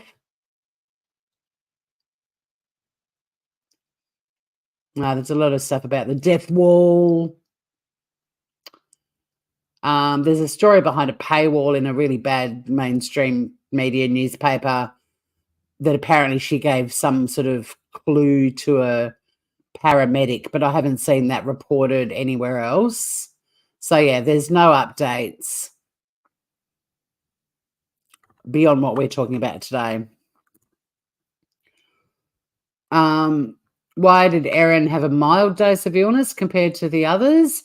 She's more than 20 years younger than her guests, which may have made her more resilient. The lunch was on July the 29th. The guest presented at hospital the following day with severe symptoms. You presented, but the medical staff chose not to admit you. Why? So with that one, it kind of ties in with her age, but also she did present at a hospital, a local hospital, and ended up being transferred to Melbourne in an ambulance. So there was obviously something that warranted that. And she was put on a saline drip and given liver protecting drugs, whatever the fuck they are, according to her statement. But she wasn't actually formally admitted, but she spent the night overnight in the hospital as well. I mean, I've only been to hospital twice in my life, and one time I spent a day in hospital, but I was never formally admitted as a patient. I was just monitored and put on a drip as well, weirdly. But yeah, I would imagine that the hospital staff, the medical staff, would be better to answer that question. And the other thing too is that the death by mushroom rabbit warren of doom I buried myself in a few days ago, the consistent situation with this poisoning is that you eat the meal, it's usually within the next 24 hours that you start to exhibit gastro-like symptoms that are so bad you end up in hospital, but then patients sort of turn a corner and they appear to be improving, and then suddenly, bang, it's all downhill. So there's nothing unusual, sadly, about two of them dying on the 4th of April. The lunch was on the 29th of July, and a third dying on the 5th, because that's pretty common. Like, it's about a 10-day period on average. So, and somebody a bit younger might spend, close to 10 days recovering and then actually survive it. But sometimes they are served individually. And she did provide the leftover beef Wellington to the hospital to do toxicology reports. Is that the actions of someone who's deliberately trying to kill people with her cooking? Why would she serve the same mushrooms that made her sick? Exactly. And then her kids had it the next day. They had leftovers the following day. So if this was a deliberate act on her behalf, why would she risk giving it to her kids and eating it herself? It makes no sense. Yeah, well, they can be served individually, but I think we'll find out from the police at some point whether it was like a whole one that was sliced up or, and she said she scraped the mushrooms off the bits that she gave to the kids because they don't like mushrooms, which is pretty standard. A lot of kids don't like mushrooms. There's nothing dodgy about that comment. But I'd be asking the hospital staff a bit more about what she presented symptoms. Why was she transferred in an ambulance to Melbourne? That's really more up to them to answer, I would have thought. When did you learn of the food poisoning, and why were you confident your children would not become ill? All of Patterson's guests went to hospital with suspected food poisoning on July the 30th, with each couple presenting separately with symptoms so severe they were quickly transferred to Melbourne. On that evening, although the 4 guests who ate the beef Wellington were severely ill, Patterson says she gave her children leftovers from the same suspected poison meal. She didn't worry about it at that time. Didn't think it was the meal she'd served them. You think it sounds fishy. Which bit? There's so many things, there's so many elements to this, right? So just a quick recap. There's Erin. Oh, there's Simon again, who looks like the lion out of The Wizard of Oz. There's Ian Wilkinson, who is in a critical but stable condition, awaiting a liver transplant. His wife, Heather Wilkinson, who sadly passed away on August the 4th. Don Patterson, the father of Simon Patterson and husband of Gail, who also died. They were both 70. He died on the 5th of August, and Heather died the same day as her sister. Gail died the same day as her sister Heather on the 4th. Why were you well enough to go home and dispose of the dehydrator at a local tip before returning to hospital 2 days after the lunch with symptoms sufficiently bad to require you to be transferred to Melbourne. Well, that's where my digging down the rabbit warren, I think that's the answer, is that thing about having really bad symptoms and then suddenly you're okay. And she said she was at the hospital with her kids and Simon said to her, did you use the dehydrator to poison them? And she's obviously gone home, got rid of the dehydrator because she's freaking out about losing custody. That's her statement. And then she's gone back downhill again, gone back to the hospital, and the next morning they transferred her to a hospital in Melbourne. But let's see what the investigators come out with. Maybe I should think about a new career. No, I'm kidding. But that sounds pretty logical to me. Did you make a sauce or gravy with any of the mushrooms? That's a good question. Or did you just crack the bag open for this particular meal? And like, what if the bag of dehydrated mushrooms, most of them were okay, but sadly a few dodgy ones had made it into that packet too? Like, what if she'd already made a mushroom sauce or something using those same mushrooms but had no issue with it?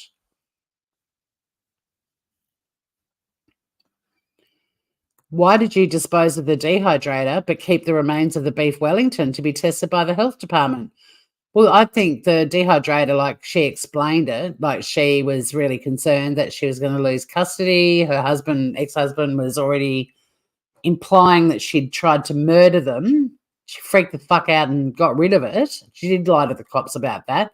That's the one really dodgy, in my view. That's the big black mark at the moment. But yeah, if you were guilty and you were trying to conceal the dehydrator, why would you rock up with some of the beef Wellington and go, can you test this and see if this is the sauce? It makes no sense. Yeah, it does. It bugs me too, Mel Mac, but she also provided some of the leftover beef Wellington to be tested. So while the dehydrator bit's a bit dodgy, and we have, I don't know when you arrived here, but we've already talked a little bit about the dehydrator, including some devil's avocado questions that Aussie Tad wrote under my last live about the dehydrator. So jump over there if you want to and have a look at her comment, because she's sort of playing devil's avocado and offering an explanation. And this was before we found out that it was because Erin's estranged husband had accused her of trying to kill everyone using the dehydrator. I don't know, because he hasn't put any statement out, so none of us know.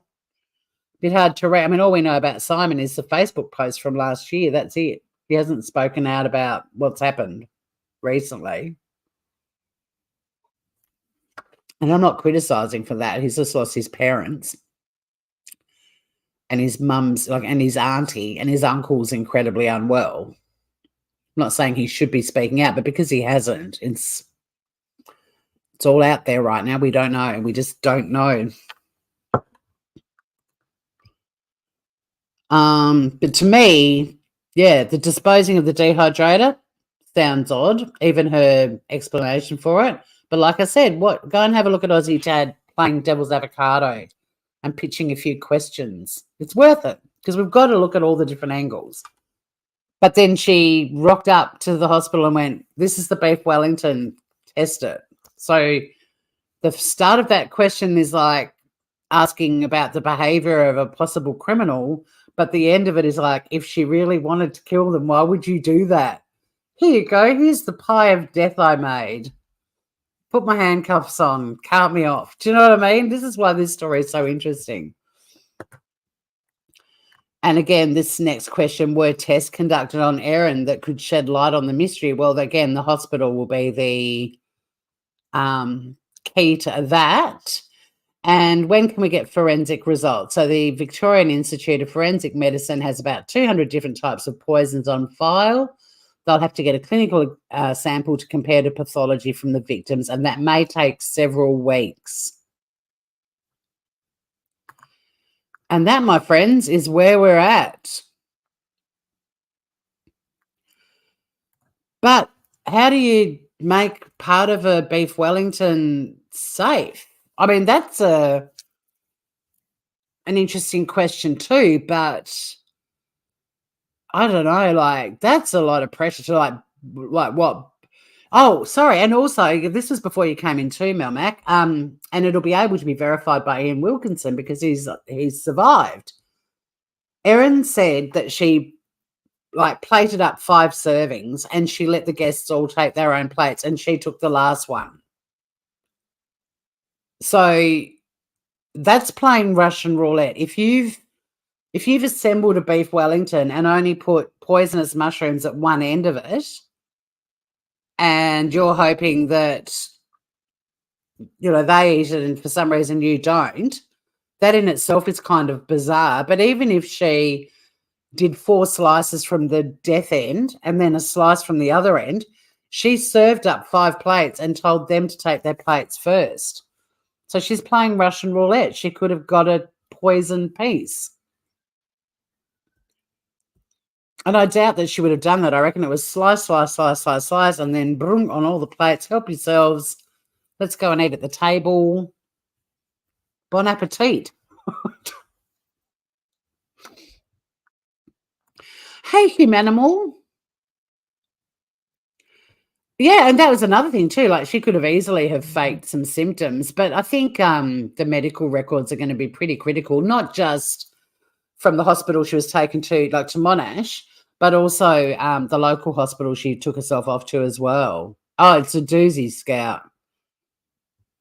Yeah, hopefully he will. Well, he's critical and stable and waiting for a liver transplant, but his statement's going to be very important in all of this as well.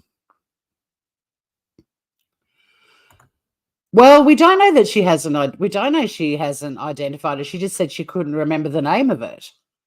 We've actually covered that earlier too. I actually had to Google the name of my Asian grocer, and I initially went to the wrong one while I was looking on Google Maps, and then I found the one I go to, and it was one of like 10 just in one suburb. We've got heaps of them here too. And Melbourne's got gazillions, which is why I love going to Melbourne. And Melbourne, Brisbane, Sydney, Adelaide have all got Chinatown areas. But yeah, one of the Asian grocers that I go to doesn't even have an English name. Like, I don't know what the name is. It's just characters in a row. But I'd remember a handwritten label on mushrooms sitting in my pantry for several months. Absolutely. But the name of the store, wouldn't necessarily remember. And I buy from Asian groceries a lot. So that didn't set off alarm bells for me. And all they've got to do is say to her, right, Erin, we're going to Waverley, show us the shop. And if there's CCTV footage, if there's data on her phone, they're going to find out straight away whether she be telling the truth or not, and potentially even like if she used her card, tap and pay. But a lot of the Asian grocers are still, well, in the last 5 or 6 years, most of them have gone on to FPOS, but a lot of them were cashos for a long time. I hope she is innocent. She just seems so dodgy, but of course that's very unfair if she is innocent. She's extremely awkward if so. Yeah, Mel Mac thinks she's sus as fuck. I don't know. I'm just putting all the verified facts out there. It's still an intriguing story. I think that John Sylvester list of questions, actually, I'm going to drop that in the chat because Humanimal, I know the way you think. You'll find this really good. He's just put a list of questions that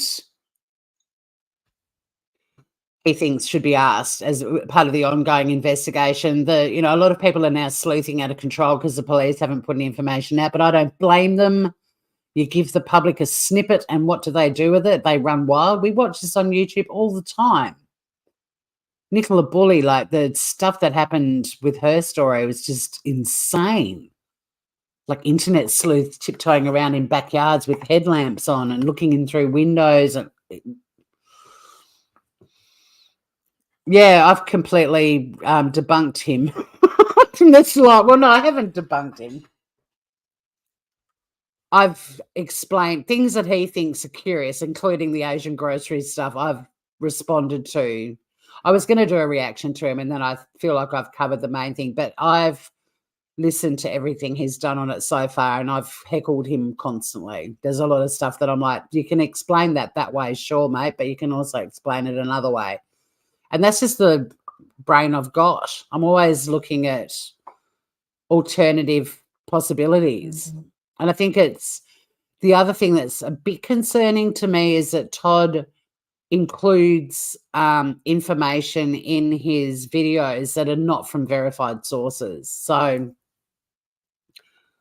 yeah, I was going to do a reaction to him and I decided not to, because the main thing that stuck out in the live of his, or the video of his that I watched or listened to driving back from my local town down the road, the main thing was his commentary about how he thinks it's ridiculous that she could remember a handwritten label but not the name of the Asian grocery. And I'm like, I don't think there's ridiculous at all, because I go to like I said, I Google mapped my Asian grocer earlier and I picked the wrong one.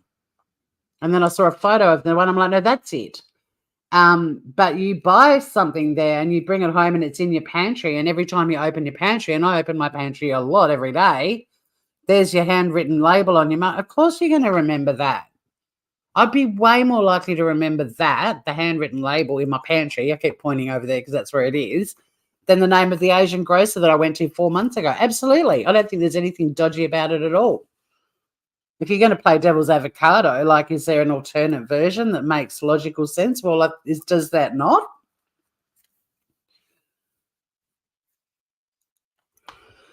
Yeah, I'm not a fan. In fact, I think in my live earlier, I was like, so many people keep telling me to watch him and listen to him. I've never, no. I'm not saying he doesn't get things wrong all the time or anything like that. He's just not the be-all and end-all. There's plenty of other people that will end up reporting on this. And John Sylvester, who's Australia's leading crime journalist and writer, his list of questions are far more interesting than anything Todd has sent so far, in my view. But yeah, I get it that some people think he's awesome. I mean, I get the dry humor. I've given him credit for his. There's not much room to move with this story right now. Like, I get that part of him, I do. But he doesn't cite his sources, and I'm only using what I consider to be the most likely credible sources, other than the video I played at the start where we spotted some expert slicing and dicing going on, and it also covered some stuff that hasn't been published anywhere that I would consider reputable. But in terms of a summary of the last few things that have come out, or the things that have come out in the last few days, I used it for that because it was just a good little summary. But I point out from the start, it's a really bad mainstream commercial TV station. But he doesn't actually quote any of his sources, and the sources that I'm referring to and looking at, like writing like John Sylvester's, none of the stuff that's put out by media sources that I would consider reputable have reported on quite a few things that he's commented on. So I think he's teetering on the sensationalistic side of things with this particular story. But you guys can certainly listen to him and put weight on what he's talking about. But I've heard him talking about a few things that have not come out of any verified source. The police have been really tight-lipped. In fact, they put out a statement saying they weren't going to be saying anything for now. So there's really not a lot more that we've learned about except the statement that was released to the ABC. Be blunt. I'm blunt too. I've lost subscribers because of my bluntness. I'm blunt too. I mean, I just didn't hold back on my opinion of Todd. And like I said, I was going to react to him. I think I possibly still even have his last. Yeah, I do. The Mushroom Massacre cook makes statement that hurts her case. Whereas my first reading of it, I think it helped her case. And, well, not reading of the statement, but the information that was published on the ABC website. My first reaction was not that it hurt her. I think the ditching the dehydrator is dodgy, but I think the giving a piece of the pie over to be tested kind of debunks that. Like, is she this criminal mastermind that plotted this whole thing and even destroyed the evidence, but gave the, I think, most crucial bit of evidence? Because we still don't even know at the moment if the dehydrator was even used. All we know is her estranged husband said to her, "Did you use that dehydrator to try to poison them?" And she chucked it out. Now, the fact that she lied to the cops, her explanation for that was she was scared that there was going to end up becoming a contentious point in their custody situation with the kids. I don't know if that's a great justification for lying, but I also know this is a woman who had cameras shoved in her face and has talked about how terrifying that is, and I fully understand that is terrifying for people. She was also dealing with the fact that all of these people that ate food at her house had suddenly died, and she's being interviewed by cops. I mean, you've got to try to put yourself in other people's shoes, and yeah, it's still, there's a little bit of that, not sure about that part of it. But we don't even know yet if the dehydrator has been confirmed to have even been used to dehydrate mushrooms. But she handed over the food that they actually ate and said, test it. So I don't know. I'm still leaning the presumption of innocence and innocent until proven guilty at the moment for me. I've got to go that way because there's nothing that is that compelling other than her not remembering the name of the Asian grocer. And I'm sure, I'm absolutely no doubt the cops are fully investigating that part of her story. And I'm sure that the lawyers she consulted in Melbourne who helped her write the statement wouldn't have put anything in there that can't be proven. I mean, they'd be a fucking idiot if they did that. Here's me being blunt. Are all of Erin's immediate family besides her kids dead now? No, she's got a sibling. She's got a sister. Her parents both died in the same year, and everyone's like, oh, she murdered her parents. No, they just died. I have two friends in my life who lost both of their parents in the same year.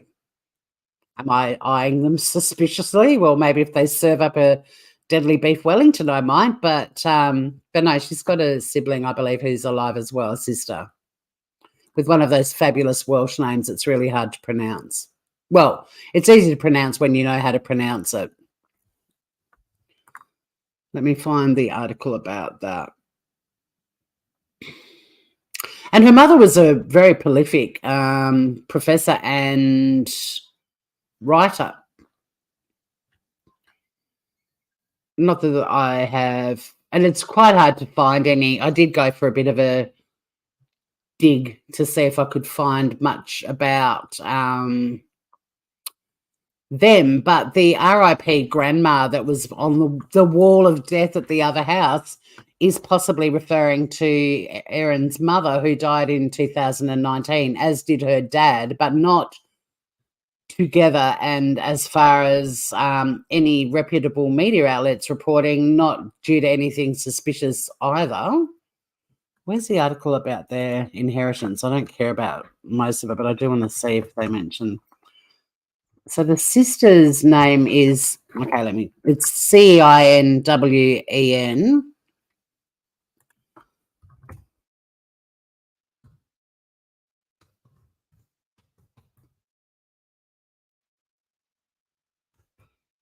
Pronunciation. Kainwen or Kainwen. So Cinwen. So yeah, she has a sister. And possibly nieces and nephew. I mean, who knows? I haven't really delved into her family tree that much, but the sister was mentioned in an article, and her mother's name was Dr. Was it Sally Scudder? Hang on.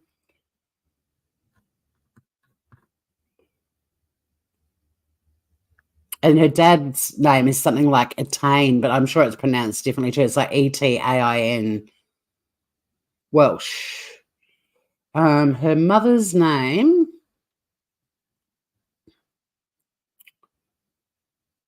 where's her first name? So the surname is Scudder. You might all be putting answers in chat, but I'm on a completely different page. So Heather Scudder. So yeah, another Heather in the story.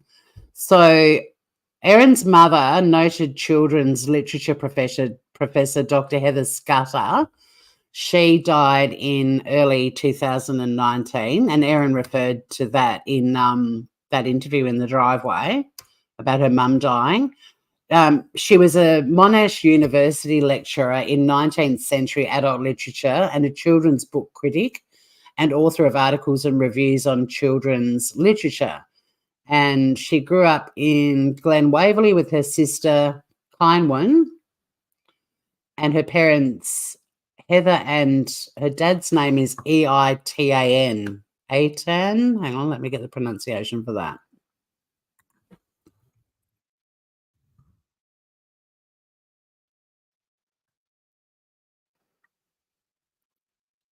I'm just listening to a pronunciation video. It's taken a while to load. Oh. Just give me the phonetic. Oh, she's just a Hebrew. Wow. Yeah, it's a Hebrew name. But this, I can't find the actual pronunciation of it.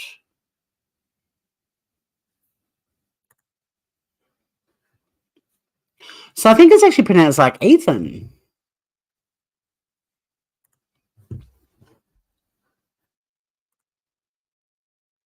Etan. Etan.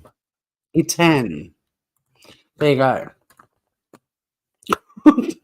The things we learn together on here. I'm going to have to go soon. I need to have some lunch. I'm getting that. I need food, little mini headache thing you get. The people that got sick were in hospital by midnight, not the following night, like Erin, who went in for diarrhea and stomach cramps. And you're right, yeah, again, could be laxatives. But Humanimal, let's play not devil's avocado, but just, I don't know if you're still here on your lunch break or not. It's possible that fitter, younger people, she was more than 20 years younger than them, don't decline so quickly. When I went down the rabbit warren, a really typical thing with death cap poisoning is that you get that sort of gastro stuff at the start, go downhill quite quickly, requiring hospitalisation, and then they sort of turn this corner and seem to rally and look like they're recovering. But the other thing too is she went to the local hospital twice, and on the second occasion they transferred her by ambulance to Melbourne. So you're right. I mean, she might have taken laxatives, but whatever she did was bad enough that the local hospital considered it worth her being sent to Melbourne. Now, whether that was cautionary because the rest of her family were all in hospital gravely ill, I don't know.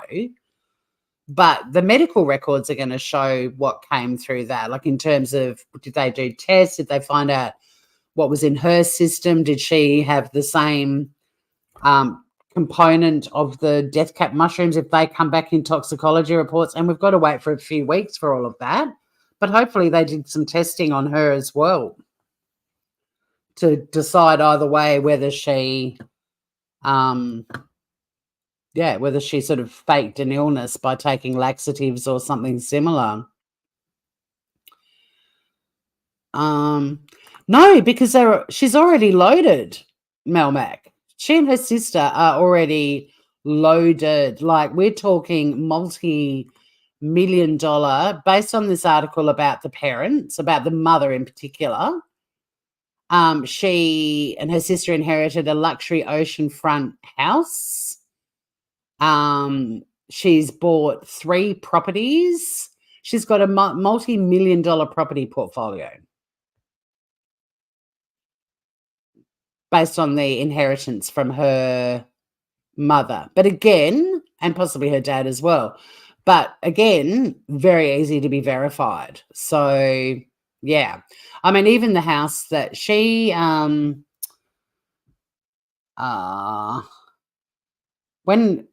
Erin's mother, Heather, died, they advertised the property that her mother owned as having uninterrupted water views that include the gentle curve of a beach, the dazzling blue ocean, and beyond the inspiring expanse of the Pacific Ocean. It sold for $900,000 4 years ago.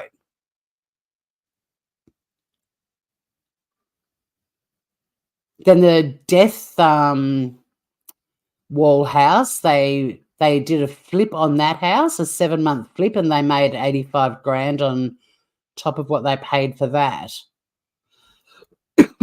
Pardon me. She also owns a $931,000 villa. Well, she paid, $931,000 for a villa in Mount Waverley where she grew up back in 2019. And then she bought the land for the Leongatha house for $260 and built the home that is where they had the lunch. So, yeah, I don't think inheritance was a motive at all. Do you?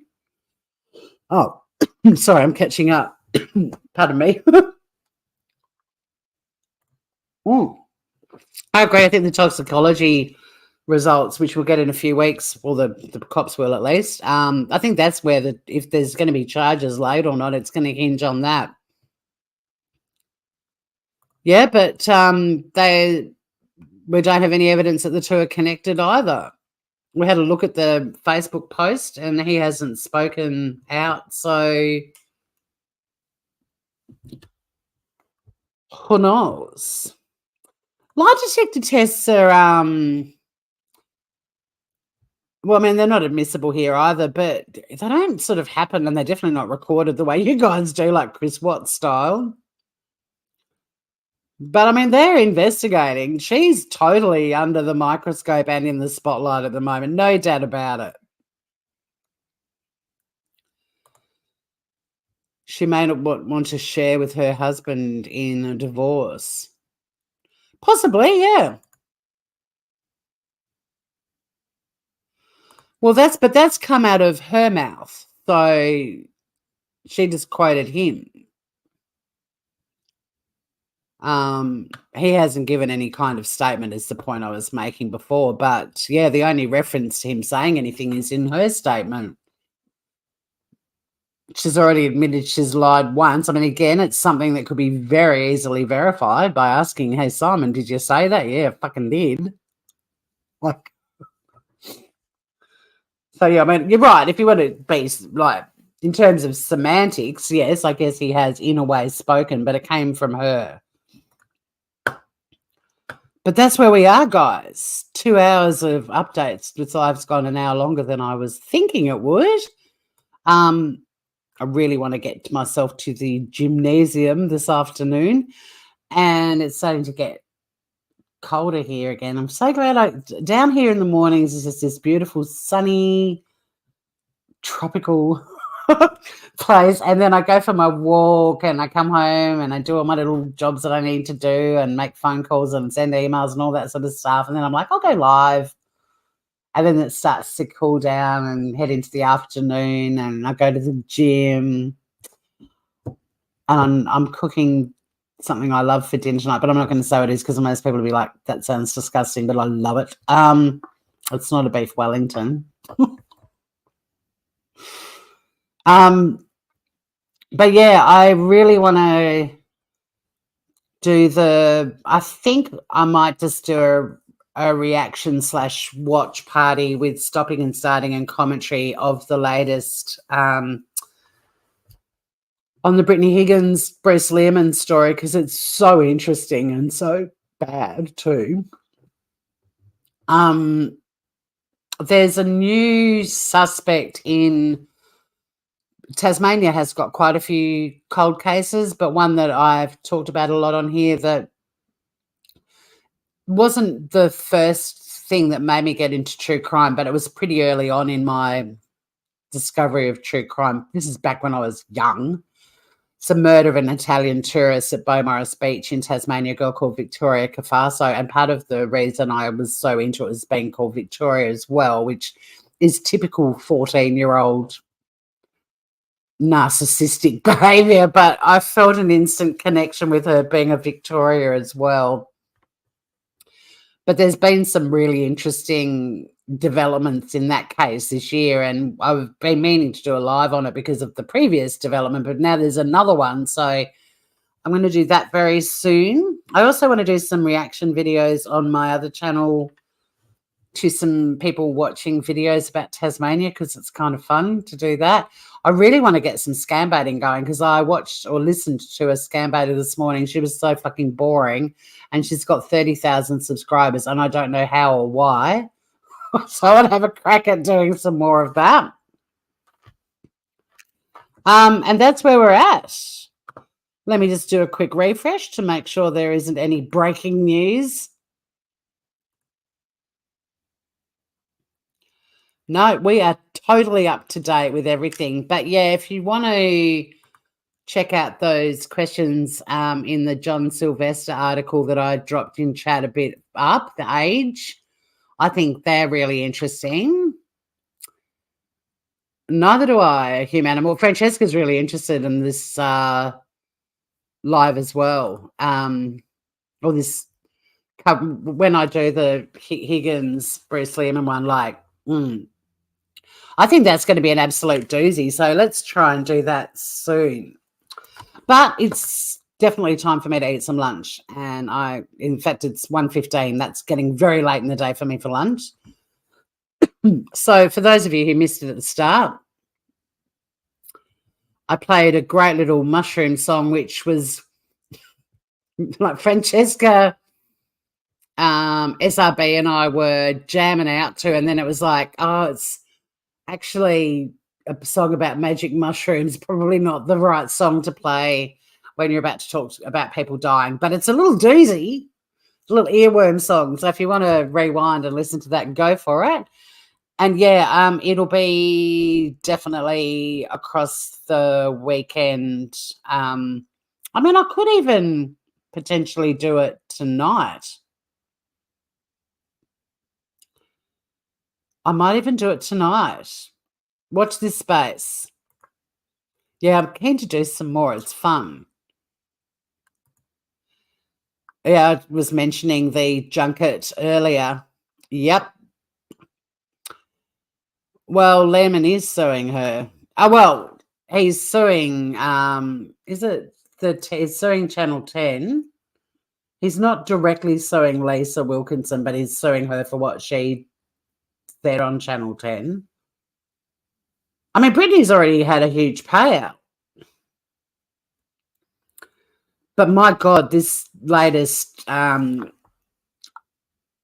well, the release of the report, which I've been desperately trying to get a copy of and I haven't been able to yet, but I've got access to enough sources that refer to it regularly throughout this coverage, and it includes stuff that I've never heard or seen before, and it's got an interview with Bruce as well, and then watching back over the footage again, and yeah, it's a absolute doozy of a story, but how the presumption of innocence just got totally bulldozed by the powers that be in Parliament, the media, the most powerful media journalists, I guess, which sucks because they weren't even with great networks, all of them. The power that they had, the awards that were bestowed upon people, the fact that this guy was consistently referred to as a rapist, even though the trial hadn't even happened.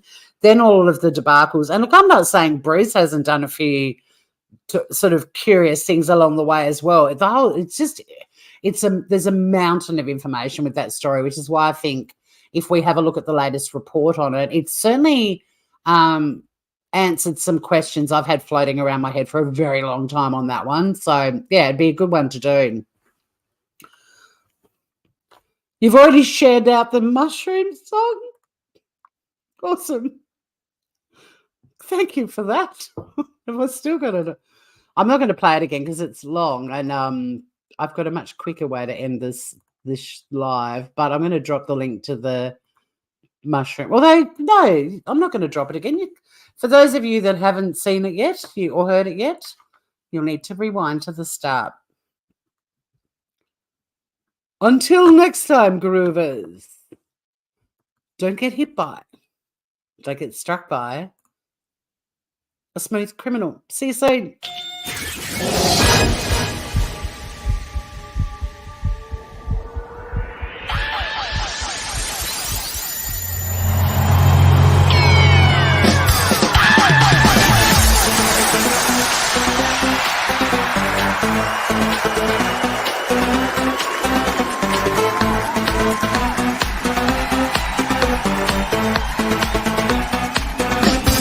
DJ Globusha. Apartment, he left the bloodstains